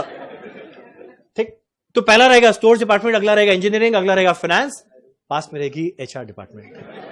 ठीक, हाँ रहेगी। वहां पे जनरली मैक्सिमम कंपनीज में एचआर में फीमेल रहती है, मेल नहीं रहता है, फीमेल रहती है। और नेचुरल बात है, वो लोग का नेगोशिएशन पावर बेटर होता है। आप कहीं पे इंटरव्यू देने गया, सामने बैठा एक मेल एचआर, बोलेगा 10 लाख देंगे, बोले जा नहीं करेंगे। पर सामने बैठी है फीमेल एचआर, वो बोलेगी 10 लाख आपको जो देना है। ऐसा हम नहीं है, ऐसा हम नहीं है, बाकी ये होते हैं। ऐसा हम नहीं है, बाकी लोग होते हैं, बाकी लोग। तो लोगों का नेगोशिएशन थोड़ा बेटर होता है। समझ ना, हम ऐसा नहीं है, मेरे बारे में ऐसा मत सोचना। ठीक, ये बोल रहा है शादीशुदा आदमी है। आप, तुमको क्या पता मेरा शादी एचआर से हुआ है या नहीं? ये पगला गया क्या? सुनो, आप देखो, अच्छा ठीक है, बाद में बात कर लेंगे क्लास के बाद। ठीक, चलो। तो देखो, ये हमारा 4 डिपार्टमेंट है, पर क्वेश्चन उठता है क्या ये 4 डिपार्टमेंट के लिए फैक्ट्री का सेटअप किया गया है? नहीं। सबसे इंपॉर्टेंट डिपार्टमेंट जिस चीज के लिए फैक्ट्री का सेटअप किया गया है वो कौन सा है? Production department. जहां पे सही में हमारा ये सिगरेट बनने वाला है, वैसे डिपार्टमेंट को क्या बोलते हैं? Production department. अब प्रोडक्शन डिपार्टमेंट में भी बहुत सारा सब डिपार्टमेंट या मशीन रहेगा। अब जैसे हमारे सिगरेट के अंदर में रहता है 3 मशीन। पहले वाले का नाम है कटिंग मशीन, अगले वाले का मॉइस्चर फ्लेवर, और लास्ट में रहेगा पैकिंग। हर एक डिपार्टमेंट के अंदर में कुछ कुछ आदमी लोग रहेंगे।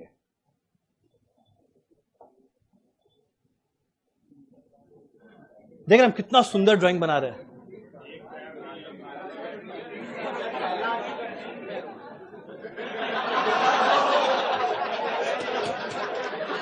अब देखो, फोकस हाथ पैर कितना उसमें मत रखो, जो समझ आ रहा है। ठीक है, अब सुनो सुनो सुनो सुनो, अब सुनो सुनो, अभी सुनो, हम बता रहे हैं। अब बताते हैं, कभी भी सिगरेट को देखेगा ना, सिगरेट को बनाने के लिए चाहिए होता है 3 रॉ मटेरियल। कभी भी सिगरेट को देखेगा, सिगरेट को बनाने के लिए चाहिए होता है 3 रॉ मटेरियल। पहला ये क्या है? टोबैको। ठीक, पहला क्या है? टोबैको। अगला जो ऊपर में व्हाइट पेपर जिसको रैप किया उसे कहते हैं सिगरेट पेपर। और ये जो है नीचे में देखिएगा एक व्हाइट कलर का एक रॉड रहता है, इसे कहते हैं फिल्टर रॉड। ये अगर खाली 3 रॉ मटेरियल आ गया, आराम से सिगरेट बना लेंगे। एक हमारा है टोबैको, एक नीचे में है फिल्टर रॉड, एक है सिगरेट पेपर। पिछले 1 घंटा 18 मिनट में ऐसा टेंशन हम नहीं देखा। ऐसे देखना क्या होने वाला है। अगर ये 3 रॉ मटेरियल आ गया, आराम से बन जाएगा सिगरेट। घर में ट्राई मत करना, बीड़ी बन जाएगा। ठीक, ट्राई मत करना घर में बनाने का। अब मेरा अगला क्वेश्चन उठता है, ये जो 3 रॉ मटेरियल है, ये 3 रॉ मटेरियल से मिलाकर बनने वाला है सिगरेट। ये काम कहां पर होगा? हम चाहेगा ना, हर एक डिपार्टमेंट का रूल क्या है ये तुम लोग समझो। अब 1 मिनट के लिए एक बार एग्जांपल लेकर चलते हैं। किसका एग्जांपल लेकर चले? आपका नाम अतुल। बुरा मानता है? पक्का? चलो ठीक।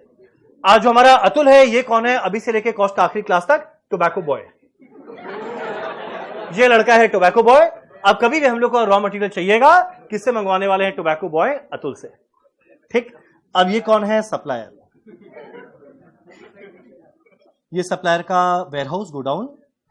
ठीक, अब देखो, अब मान लो हम लोग को हमारे आईटीसी के अंदर में बनाना है सिगरेट। हम आईटीसी के फैक्ट्री के हेड, रंजन आईटीसी फैक्ट्री का हेड है। रंजन क्या करेगा? कॉल करेगा अतुल को। अतुल, रंजन बोल रहा है। अब बोले हाँ हाँ बोलिए बोलिए, क्या बात है? हम बोला सुनो, मेरे को यहाँ पे चाहिए टोबैको, हमको सिगरेट बनाना है। बोला कितना? हम बोले काम कर लेकर 5,000 टन। बोला बस घबराइए मत, 2 दिन के अंदर में पहुंचते हैं। हम बोला ओके वेटिंग। अब देखो जैसे क्या होगा, जैसे हम इसको बोला भाई 5,000 टन चाहिए मेरे को क्या बोलते हैं टोबैको का, अब ये तुरंत अपने वेयरहाउस से निकाल कर लेकर आएगा हमारे फैक्ट्री में। अब हम चाहेगा तुम लोग मेरे को ये ड्राइंग को देखकर बताओ, ये फैक्ट्री को देख के बताओ, तुम लोग मेरे को जरा बताओ, जैसी ये टोबैको लेकर पहुंचेगा, क्या लगता है ये सारा का सारा टोबैको फैक्ट्री के किस डिपार्टमेंट में लेकर जाएगा? किस में लेकर जाएगा? सीधा प्रोडक्शन डिपार्टमेंट में लेकर जाएगा? कहां लेकर जाएगा? स्टोर्स में लेकर जाएगा। तो ये सारा कहां लेकर पहुंचेगा? स्टोर्स में। अगला चाहिए फिल्टर रॉड, फिल्टर रॉड भी आएगा, वो भी आएगा स्टोर्स डिपार्टमेंट के अंदर। अगला चाहिए सिगरेट पेपर, वो भी कहां पर आने वाला है? स्टोर्स डिपार्टमेंट के अंदर। यानी सिंपल सा बात है, हमारे स्टोर्स डिपार्टमेंट का काम क्या है? जो भी रॉ मटेरियल होगा स्टोर्स डिपार्टमेंट में आएगा, ढंग से रखेगा। पर क्या लगता है ये सारे रॉ मटेरियल को यूज कौन सा डिपार्टमेंट करेगा? स्टोर्स करेगा या कौन सा डिपार्टमेंट करेगा? प्रोडक्शन। अब यानी स्टोर्स वाले का एक ही काम, रॉ मटेरियल आया ढंग से रख, जब प्रोडक्शन को जरूरत पड़ेगा उसको दे दे। डन। अब मेरा अगला डिपार्टमेंट कौन आता है? इंजीनियरिंग। हर एक बड़ा से बड़ा फैक्ट्री साल में 365 दिन चलता है 24 घंटा करके। तो लोग क्या बात कर रहे हैं, एक वर्कर 24 घंटा काम करते रहेगा? नहीं, 3 शिफ्ट में काम होता है। पहला शिफ्ट में मान लो ये लोग आए 8 घंटा काम किया गया, अगला शिफ्ट में आप लोग आए 8 घंटा काम करके गए, तीसरा शिफ्ट में तुम लोग आया 8 घंटा काम करके गया, फिर वापस से 8 घंटा तुम लोग, 8 घंटा आप लोग, 8 घंटा तुम लोग, फिर वापस से 8 घंटा तुम लोग, 8 घंटा आप लोग, 8 घंटा तुम लोग। तुम लोग देखो यहां पे क्या हो रहा है। ठीक, अब ये लगातार 365 दिन 24 घंटा काम कर रहा है। और जस्ट इमेजिन करो, अगर 365 दिन 24 घंटा काम करता है तो भाई कभी ना कभी तो मशीन खराब होगा। और जब मशीन खराब होगा तो 2 ऑप्शन है। एक, इंजीनियर को कॉल करके बुलाए, भैया मशीन खराब आओ ना। अगर उसको कॉल करके बुलाएंगे तो भैया उसको आने में लगेगा टाइम, और अगर आने में लग गया टाइम तो तब तक हमारा प्रोडक्शन बंद हो जाएगा। और हमारे फैक्ट्री के अंदर में टाइम वेस्ट करने का टाइम नहीं है कि अगर मान लो 4-5 घंटा भी प्रोडक्शन बंद हो गया, बहुत बड़ा नुकसान होगा। तो यही कारण है हमारा हर एक फैक्ट्री क्या करता है, एक इंजीनियरिंग डिपार्टमेंट सेट करके रख दिया कि जैसे ही मशीन खराब हुआ इंजीनियर आएगा, तुरंत ठीक करेगा, और ये लगातार हर कुछ दिन में मेंटेनेंस करता जाएगा, ताकि एटलीस्ट प्रोडक्शन बंद होने का नौबत ना आए। ये हुआ इंजीनियरिंग का काम। अब अगला बारी आता है फाइनेंस, जहां पर हम थे, जहां पर आप होंगे। और एक फैक्ट्री के अंदर में तुम लोग पहुंचता है, तुम लोग जाएगा फाइनेंस डिपार्टमेंट के अंदर। क्वेश्चन होता है फाइनेंस डिपार्टमेंट क्या करेगा? जो हमें आता है। तुम बोलेगा हमें क्या आता है? अकाउंटिंग आता है। जब परचेज करेगा एंट्री करेंगे, purchase account debit to creditor. जब सेल करेंगे एंट्री करेंगे, डेटर टू सेल। पैसा आएगा बैंक टू डेटर, पैसा देंगे क्रेडिटर टू बैंक। वेजेस पे करेंगे, वेजेस टू कैश। तुम बोलेगा ये सब काम हम लोग करेंगे? नहीं, ये सब काम करने के लिए तुम लोग के अंडर में 5-6 लोग रहेंगे, आप उनको सुपरवाइज करेंगे। जस्ट इमेजिन करो, तुम लोग जस्ट जॉब करने के पहले आर्टिकलशिप करेगा जहां पे इज्जत मिलता नहीं है, उसके तुरंत बाद जाएगा जॉब करने के लिए। और जब हमको याद है आईटीसी बैंगलोर सिगरेट फैक्ट्री में गया तो इतना बड़ा सारा एक रूम था, वो मेरा कैबिन था। हम अपने मैनेजर से पूछा ये मेरा है? मेरा। तो बोले हाँ ये तेरा है। और बाद में 6 लोग को बुलाया, बोले ये लोग आपके अंडर काम करेंगे। हाँ, मेरे अंडर 6 लोग? बोले हाँ। फिर एक को बुलाया, ये आपकी सेक्रेटरी। हम बोला हाँ, हम बोला वाह। तो जस्ट इमेजिन करो, उस समय हम लोग रहेंगे फाइनेंस डिपार्टमेंट के अंदर, तो एक तो अकाउंटिंग का काम वो लोग करेगा, हम लोग सुपरवाइज करेंगे, और बाकी सारा वो काम हम लोग करेंगे जो किसी और के बस का नहीं है। तुम लोग किसी और के बस का नहीं है मतलब? तुम लोग ये वर्ड सुना है जीएसटी? हाँ नहीं, फुल फॉर्म बताओ। जीएसटी में एक होता है सीजीएसटी, एक होता है एसजीएसटी, एक होता है आईजीएसटी, एक और होता है, अरे वाह गजब। अब ये जो हर महीने के एंड में जीएसटी का कैलकुलेशन करना है, कौन करेगा? फाइनेंस वाला। स्टोर्स को आता है, बुर्बक है। इंजीनियरिंग को आता है, वो उससे बड़ा। फाइनेंस करेगा, एचआर के बारे में कुछ नहीं सुनेंगे, ठीक। तो देखो, फाइनेंस वाला क्या करेगा? हर महीने के एंड में जीएसटी का कैलकुलेशन। जब मान लो कि मशीन पुराना हो गया, उसको रिप्लेस करना है, तो उसका फाइनेंशियल एंगल को इवैल्यूएट करना है, कौन करेगा? फाइनेंस वाला। जब मटेरियल परचेस करना है, उसके लिए नेगोशिएशन करना है, कितना डिस्काउंट सप्लायर से बात करें, कौन करेगा? फाइनेंस वाला। जब वर्कर को वेजेस का पेमेंट करना है, उसके लिए कितना इंक्रीमेंट होना चाहिए ताकि हम प्रॉफिट अचीव कर पाए, ये कैलकुलेशन कौन करेगा? फाइनेंस वाला। यानी फाइनेंस वाला वो हर चीज करेगा जो किसी और के बस का नहीं है। ऐसा है हमारा फाइनेंस वाला। हाँ भाई, अब फाइनेंस के बाजू में कौन है? एचआर। क्वेश्चन उठता है, एचआर का रोल क्या है? एचआर का रोल क्या है? अगर बाई चांस हमारे फैक्ट्री के अंदर में आदमी लोगों का जरूरत है, उसका रिक्रूटमेंट एचआर करेगी। कितना सैलरी डिसाइड करना है, एचआर करेगी डिसाइड। किसका प्रमोशन होगा, किसका बोनस होगा, किसका क्या नाम है, ट्रांसफर होगा, किसका ग्रेच्युटी होगा, किसका लीव इनकैशमेंट होगा, ये सारा का सारा कैलकुलेशन कौन करेगी?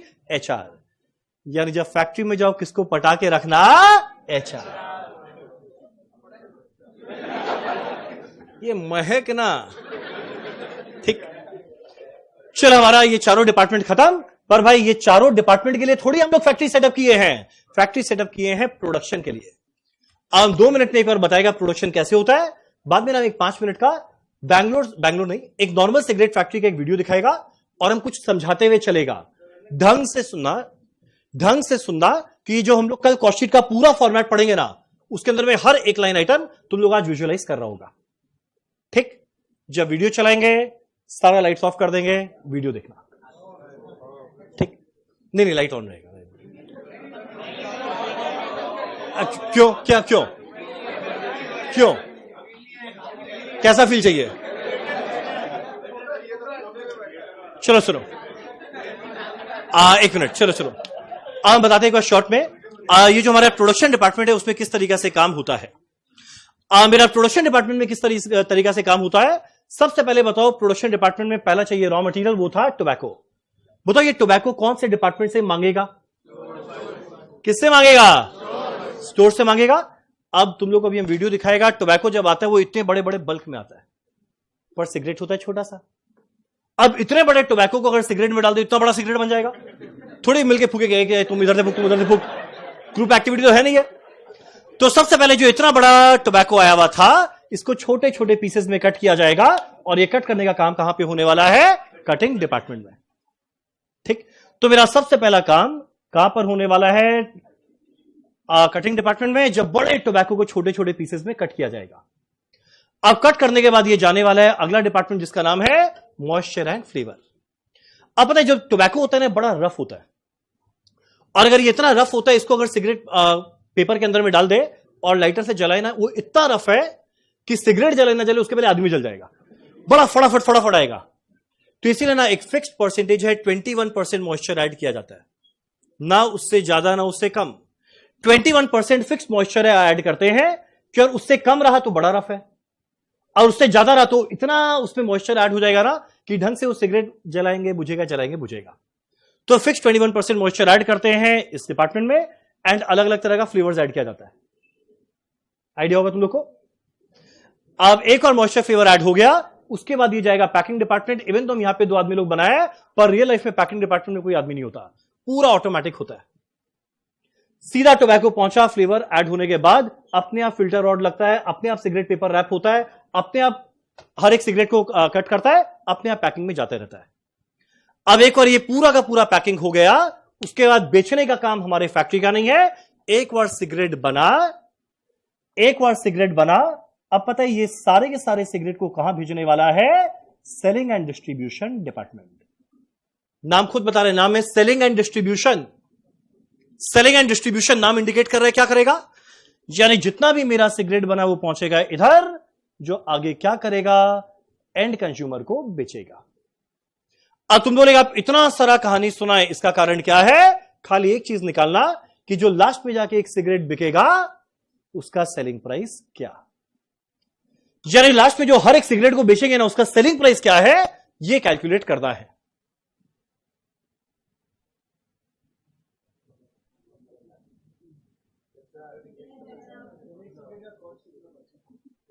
बता दो।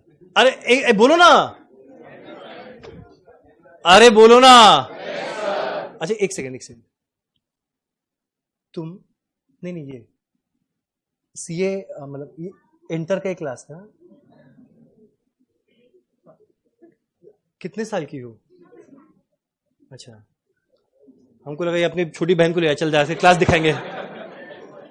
हाँ मतलब वही हम जस्ट कंफर्म किया, जस्ट नजर पड़ा, बोले इतनी छोटी सी। बारिश जब होता है ना उस समय यहां मत आना, यहां पे ना पानी भर जाता है और तुम उसमें डूब जाओगी, ठीक है ना।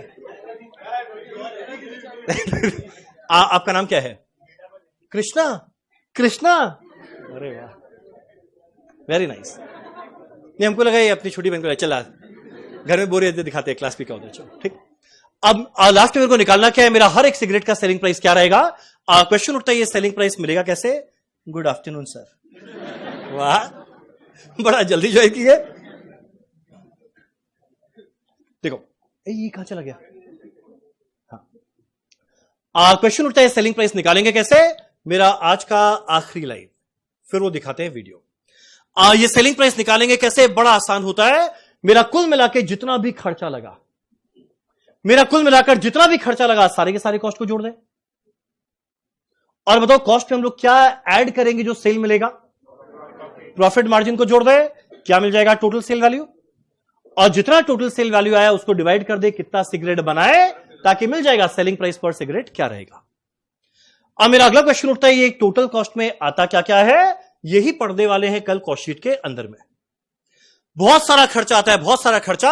हम बस खाली 5-6 का नाम लेते हैं जो ऑलरेडी अभी हम लोग आज जाने हैं। तुम लोग बताओ सिगरेट को बनाने के लिए सबसे इंपॉर्टेंट कॉस्ट क्या रहेगा? क्या रहेगा?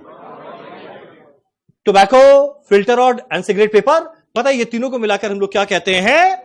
रॉ मटेरियल या फिर डायरेक्ट मटेरियल।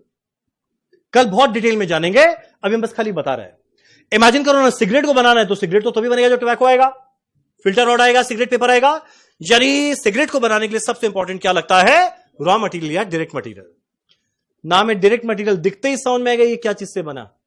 सिगरेट को देख के समझा ना, जैसे हम चीर फाड़ के समझ गया था कुछ। हमको वो दो, बॉटल दो, बॉटल दो।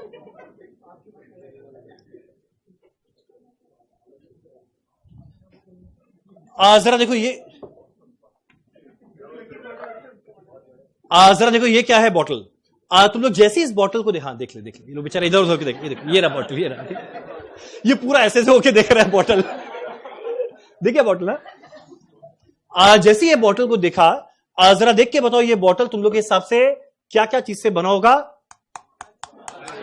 प्लास्टिक और प्लास्टिक।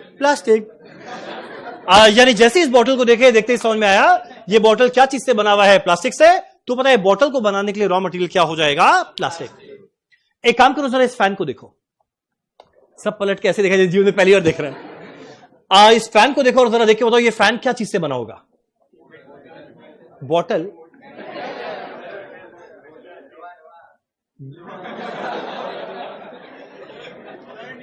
ये हमारा ये क्या नाम है, फैन क्या चीज से बना होगा? कुछ रहा होगा प्लास्टिक, अंदर में एक रहा होगा स्टील या आयरन रॉड, अंदर में रहा होगा मोटर और बहुत सारा वायर। तो भैया जिस चीज से बना है वो मेरा क्या है? डायरेक्ट मटेरियल या रॉ मटेरियल। जरा ये प्रोजेक्टर स्क्रीन को देखो, ये एक क्लॉथ है, ऊपर में एक आयरन रॉड है, बस ये दो चीज को जैसे ही मिलाए क्या चीज से बना है? ये मेरा रॉ मटेरियल। इस कैलकुलेटर को देखो, पता है कैलकुलेटर क्या क्या चीज से बना होगा? अंदर में चलो बैटरी है, और बोलो क्या? चिप है, और बोलो क्या? कुछ और नहीं नजर आ रहा है? सोलर पैनल रहेगा जो इसमें, हाँ इसमें भी है। सोलर पैनल रहेगा, और कुछ प्लास्टिक रहेगा, और कोई स्टील से रहेगा, वो सब रहेगा। ये सब क्या रहेगा? डायरेक्ट मटेरियल या फिर रॉ मटेरियल। यानी मेरा डायरेक्ट मटेरियल रॉ मटेरियल क्या होता है? जो फिनिश गुड्स को बनाने में लगता है, जो देखते ही समझ में आएगा अच्छा तो इसी चीज से बना है, वो क्या है? रॉ मटेरियल या डायरेक्ट मटेरियल। बोलो ना, बोलो ना, बोलो ना, ऐसे क्यों कर रहे? बोलो ना, पक्का ना। अब मेरा अगला क्वेश्चन उठता है, एक बार रॉ मटेरियल आ गया क्या हमारा सिगरेट बन जाएगा? नहीं, अब अगला चाहिए कुछ इंपॉर्टेंट आदमी लोग जो ऐसे सिगरेट को बनाएंगे। तुम लोग बताओ ये 5 डिपार्टमेंट के अंदर में कौन सा वो डिपार्टमेंट है जिसका आदमी सबसे इंपॉर्टेंट है सिगरेट बनाने के लिए? स्टोर रहेगा, इंजीनियरिंग, फाइनेंस, एचआर या प्रोडक्शन? मान लो कभी कोई दिन स्टोर डिपार्टमेंट का आदमी नहीं आए, कोई दिक्कत नहीं है, प्रोडक्शन वाला जाएगा, मटेरियल लेके आ जाएगा। इंजीनियर नहीं आए, चलेगा, वो उसी दिन उसका जरूरत पड़ता है जिस दिन मशीन खराब हो। फाइनेंस नहीं आया, माता। एचआर नहीं है, दोनों जाओ। अब मेरा प्रोडक्शन डिपार्टमेंट का अगर आदमी कोई दिन नहीं आया तो भैया सिगरेट नहीं बनेगा। यानी पता है अगला प्रोडक्शन डिपार्टमेंट का आदमी बहुत जरूरत है सिगरेट को बनाने के लिए, और ये दुनिया में संसार में एक भी आदमी नहीं है जो फ्री में कुछ काम करे। तो ऐसा जो वर्कर है वो क्या लेने वाला है? वेजेस। पता है ऐसे डिपार्टमेंट, प्रोडक्शन डिपार्टमेंट के वर्कर का वेजेस को क्या बोलते हैं? Direct wages. तुम लोग 2 नाम याद रखेगा। एक सेकंड, पहला नाम क्या था? रॉ मटेरियल या डायरेक्ट मटेरियल। अगला प्रोडक्शन डिपार्टमेंट के आदमी का वेजेस को क्या बोलेंगे? Direct wages. एक और होता है डायरेक्ट एक्सपेंस। क्या होता है? हम आज नहीं बताया, कल भी नहीं बताएंगे, परसों बताएंगे। पता है तीनों मिलाकर होता है प्राइम कॉस्ट।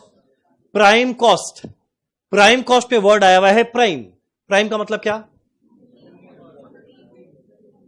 प्राइम का मतलब क्या? तुम लोग प्राइम वर्ड और कहां कहां सुना है? Amazon prime. उसके पहले प्राइम मिनिस्टर याद कर लेता। Prime drink. मेरा अगला है प्राइम कॉस्ट। प्राइम का मतलब होता है प्राइमरी यानी मोस्ट इंपॉर्टेंट या मोस्ट एसेंशियल। तो यह ध्यान देना, ये तीनों कॉस्ट सुपर इंपॉर्टेंट है, ये अनअवॉइडेबल है, इसके बिना कोई प्रोडक्ट बनेगा ही नहीं। तो यही कारण है direct material, direct wages, direct expense को ऐड करते ही क्या आता है? Prime cost. उसके बाद नो झमेला, बाकी भी फैक्ट्री में बहुत सारा खर्चा लग रहा होगा। फैक्ट्री का इलेक्ट्रिसिटी, फैक्ट्री का रेंट, हम लोग जैसे लोगों का सैलरी, हम लोग उतना इंपॉर्टेंट नहीं है पर खर्चा तो है। तो बाकी सारा खर्चा को बोल देंगे फैक्ट्री एक्सपेंस। हम आज टेक्निकल वर्ड ओवरहेड यूज नहीं करना चाह रहा है। अब इसके बाद मेरा हेड ऑफिस में बहुत खर्चा लगेगा, जिसको बोल देंगे ऑफिस एंड एडमिनिस्ट्रेशन एक्सपेंस। एक और जगह बच गया, बोलो कौन सा? Selling and distribution. यहां के खर्चा को क्या बोल देंगे? Selling and distribution expense. जब मेरा पहला 3 सुपर इंपॉर्टेंट खर्चा है मिला के प्राइम कॉस्ट, उसके बाद फैक्ट्री ओवरहेड, एक्सपेंस बोलते हैं, factory expense, office and admin expense, selling and distribution expense, मिलाकर टोटल कॉस्ट, ऐड करेंगे प्रॉफिट, क्या आएगा? सेल। अब ये बहुत डिटेल में हम लोग डिस्कस करेंगे कल। अब बस एक छोटा सा 5 मिनट का वीडियो दिखाते हैं, ढंग से देखना। हम कल कॉस्ट शीट का सारा लाइन जो बताएगा उस वीडियो में दिखा रहा है, पर वो बताने के पहले 1 मिनट आज जो पढ़े बस 2 चीज बता दो, सबका चेहरा ऊपर। पहला जरा बताना, कॉस्ट अकाउंटिंग का definition. It denotes the method of accounting which deals with used by for. अगला मेरा ऑब्जेक्टिव ऑफ कॉस्ट अकाउंटिंग कुल मिलाकर है 4। पहला प्रोडक्ट वाइज, सेल मिला, कॉस्ट मिला, जैसे प्रॉफिट मिला, कौन तैयार है क्या लेने के लिए? कितना लेगा? 2 या 3? 2 या 3। पहला लॉस मेकिंग को कंटिन्यू करे या डिसकंटिन्यू। प्रॉफिट मेकिंग एक रेशियो निकाल, जिसका रेशियो उसके सेल को, ताकि प्रॉफिट। और लास्ट में क्या था? Cost control and cost reduction comma if possible. Cost sheet जो अभी हम फॉर्मेट बताया, इसमें खाली पहला 3 लाइन बताओ। पहला, ये सबको क्या बोलते हैं? रॉ मटेरियल या डायरेक्ट मटेरियल। याद है अगला लाइन क्या आने वाला है? डायरेक्ट वेजेस कौन से डिपार्टमेंट के वर्कर का वेजेस? Production department. अगला है डायरेक्ट एक्सपेंस, तीनों मिला के। इसके अलावा फैक्ट्री एक्सपेंस, अगला हेड ऑफिस का एक्सपेंस, अगला सेलिंग एंड डिस्ट्रीब्यूशन का एक्सपेंस, मिलाकर टोटल कॉस्ट, एट प्रॉफिट क्या आएगा? सेल। परफेक्ट। अब हम आपको दिखाते हैं वीडियो, बस 1 सेकंड रुक जाना। क्यों? देखो हम लाइट वाइट बंद नहीं कर रहे। नहीं।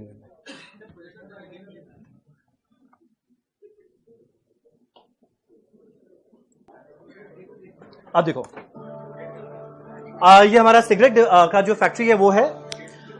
सबसे पहला प्रोडक्शन डिपार्टमेंट में जो मेरा पहला मशीन आया था, वो कौन सा था? Cutting machine. सबसे पहले बल्क टोबैको पहुंचा। नहीं देखो उधर, खाली कान से सुन लो। क्या साउंड बंद कर दे? आवाज आएगा, आवाज आएगा। देखो ये हमारा है जो बड़ा बड़ा बेल टोबैको आया, सबसे पहले ये पहुंचने वाला है कटिंग डिपार्टमेंट के अंदर। अब देखो जो आदमी लोग ये काम करेंगे ये प्रोडक्शन डिपार्टमेंट का वर्कर लोग है, और जो प्रोडक्शन डिपार्टमेंट का वर्कर लोग है तो याद है ऐसे वर्कर के वेजेस को क्या बोलेंगे? Direct wages. और जो चीज से ये सारे मटेरियल से जो ये सिगरेट बनने वाला है, याद है ऐसे मटेरियल को क्या बोलेंगे? डायरेक्ट मटेरियल या फिर रॉ मटेरियल। डन। अब ये मेरा पहले पहुंचा कटिंग के अंदर में। अब ये देखो मॉइस्चर ऐड हो रहा है, मॉइस्चर ऐड हुआ मेरा सेकंड डिपार्टमेंट। हम थोड़ा सा आगे बढ़ा देते हैं, कुछ ज्यादा आगे बढ़ा दिए। हाँ, अब बाद में इसके अंदर में मेरा फ्लेवर भी ऐड हो रहा है। तो सबसे पहले cutting done, moisture flavour done. अब उसके बाद ये जाने वाला है हमारे आखिरी डिपार्टमेंट के अंदर में, जिसका नाम क्या आएगा? पैकिंग। अब रुको हम सीधा पैकिंग में लेकर जाते हैं, क्योंकि देखो असली में थोड़ी बनाना है, तो शॉर्ट में दिखाए ना।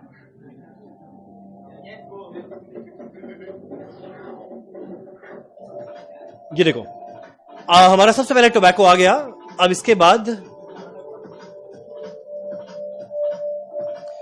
ये सिगरेट पेपर, ये फिल्टर रॉड, अपने आप ये मेरा पूरा का पूरा सिगरेट बनता जाएगा, अपने आप ये कट होता जाएगा और ये पैक के अंदर में जाता रहेगा।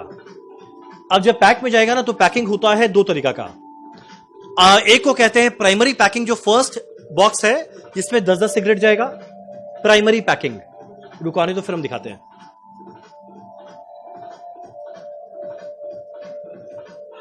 फर्स्ट ये में कहां गया वो बॉक्स? हाँ, अब जो छोटा छोटा बॉक्स है जिसके अंदर में मेरा फर्स्ट लेवल ऑफ पैकिंग होगा, इसको कहते हैं प्राइमरी पैकिंग।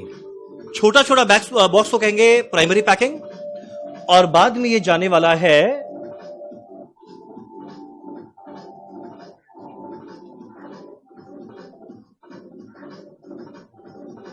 और बाद में जाएगा बड़े कार्टन के अंदर में, जो छोटा छोटा पैक रहेगा।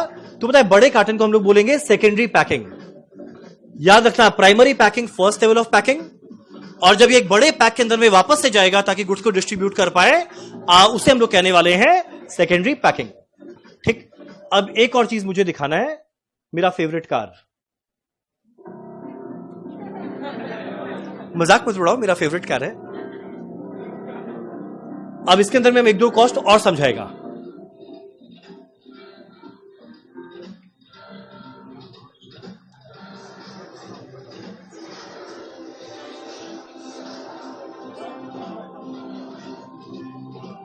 अब ये सारा मटेरियल जिस चीज से हमारा एक कार बनने वाला है, वो सब हो गया डायरेक्ट मटेरियल या रॉ मटेरियल।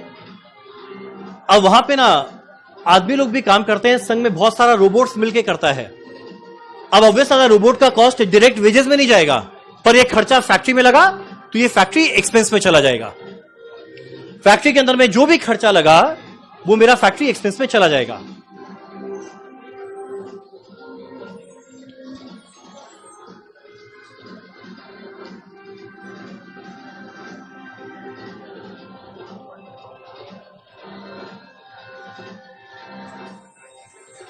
ये सारा पार्ट जो चीज से बना वो मेरा रॉ मटेरियल या डायरेक्ट मटेरियल हो गया।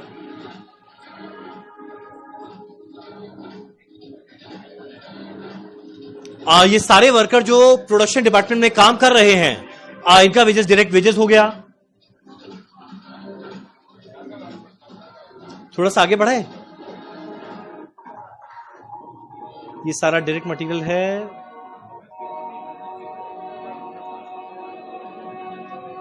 अब एक और इंपॉर्टेंट कॉस्ट आएगा,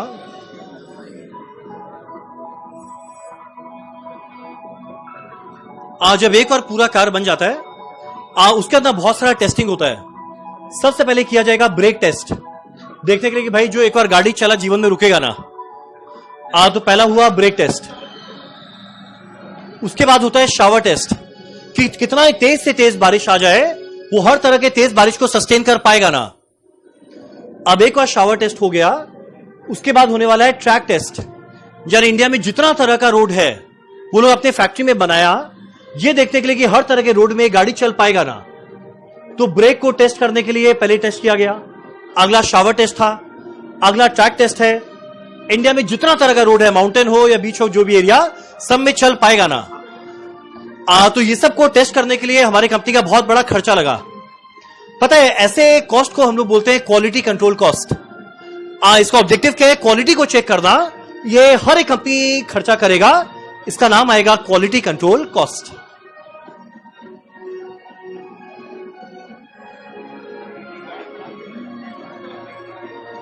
चलो डन,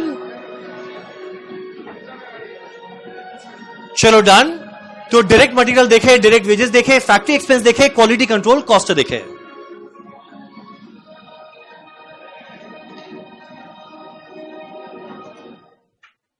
चलो स्लैप क्यों कर रहे हो? ये तुम लोगों को देने वाला थोड़ी है गाड़ी। चलो डन। एक मिनट, आज के क्लास में बताओ कोई भी डाउट? अरे बोलो ना। चलो डन। चलो इसी के साथ हमारा आज का क्लास होता है खत्म। कल हम लोग मिलेंगे ठीक 11 बजे कॉस्ट शीट का पहला क्लास के साथ।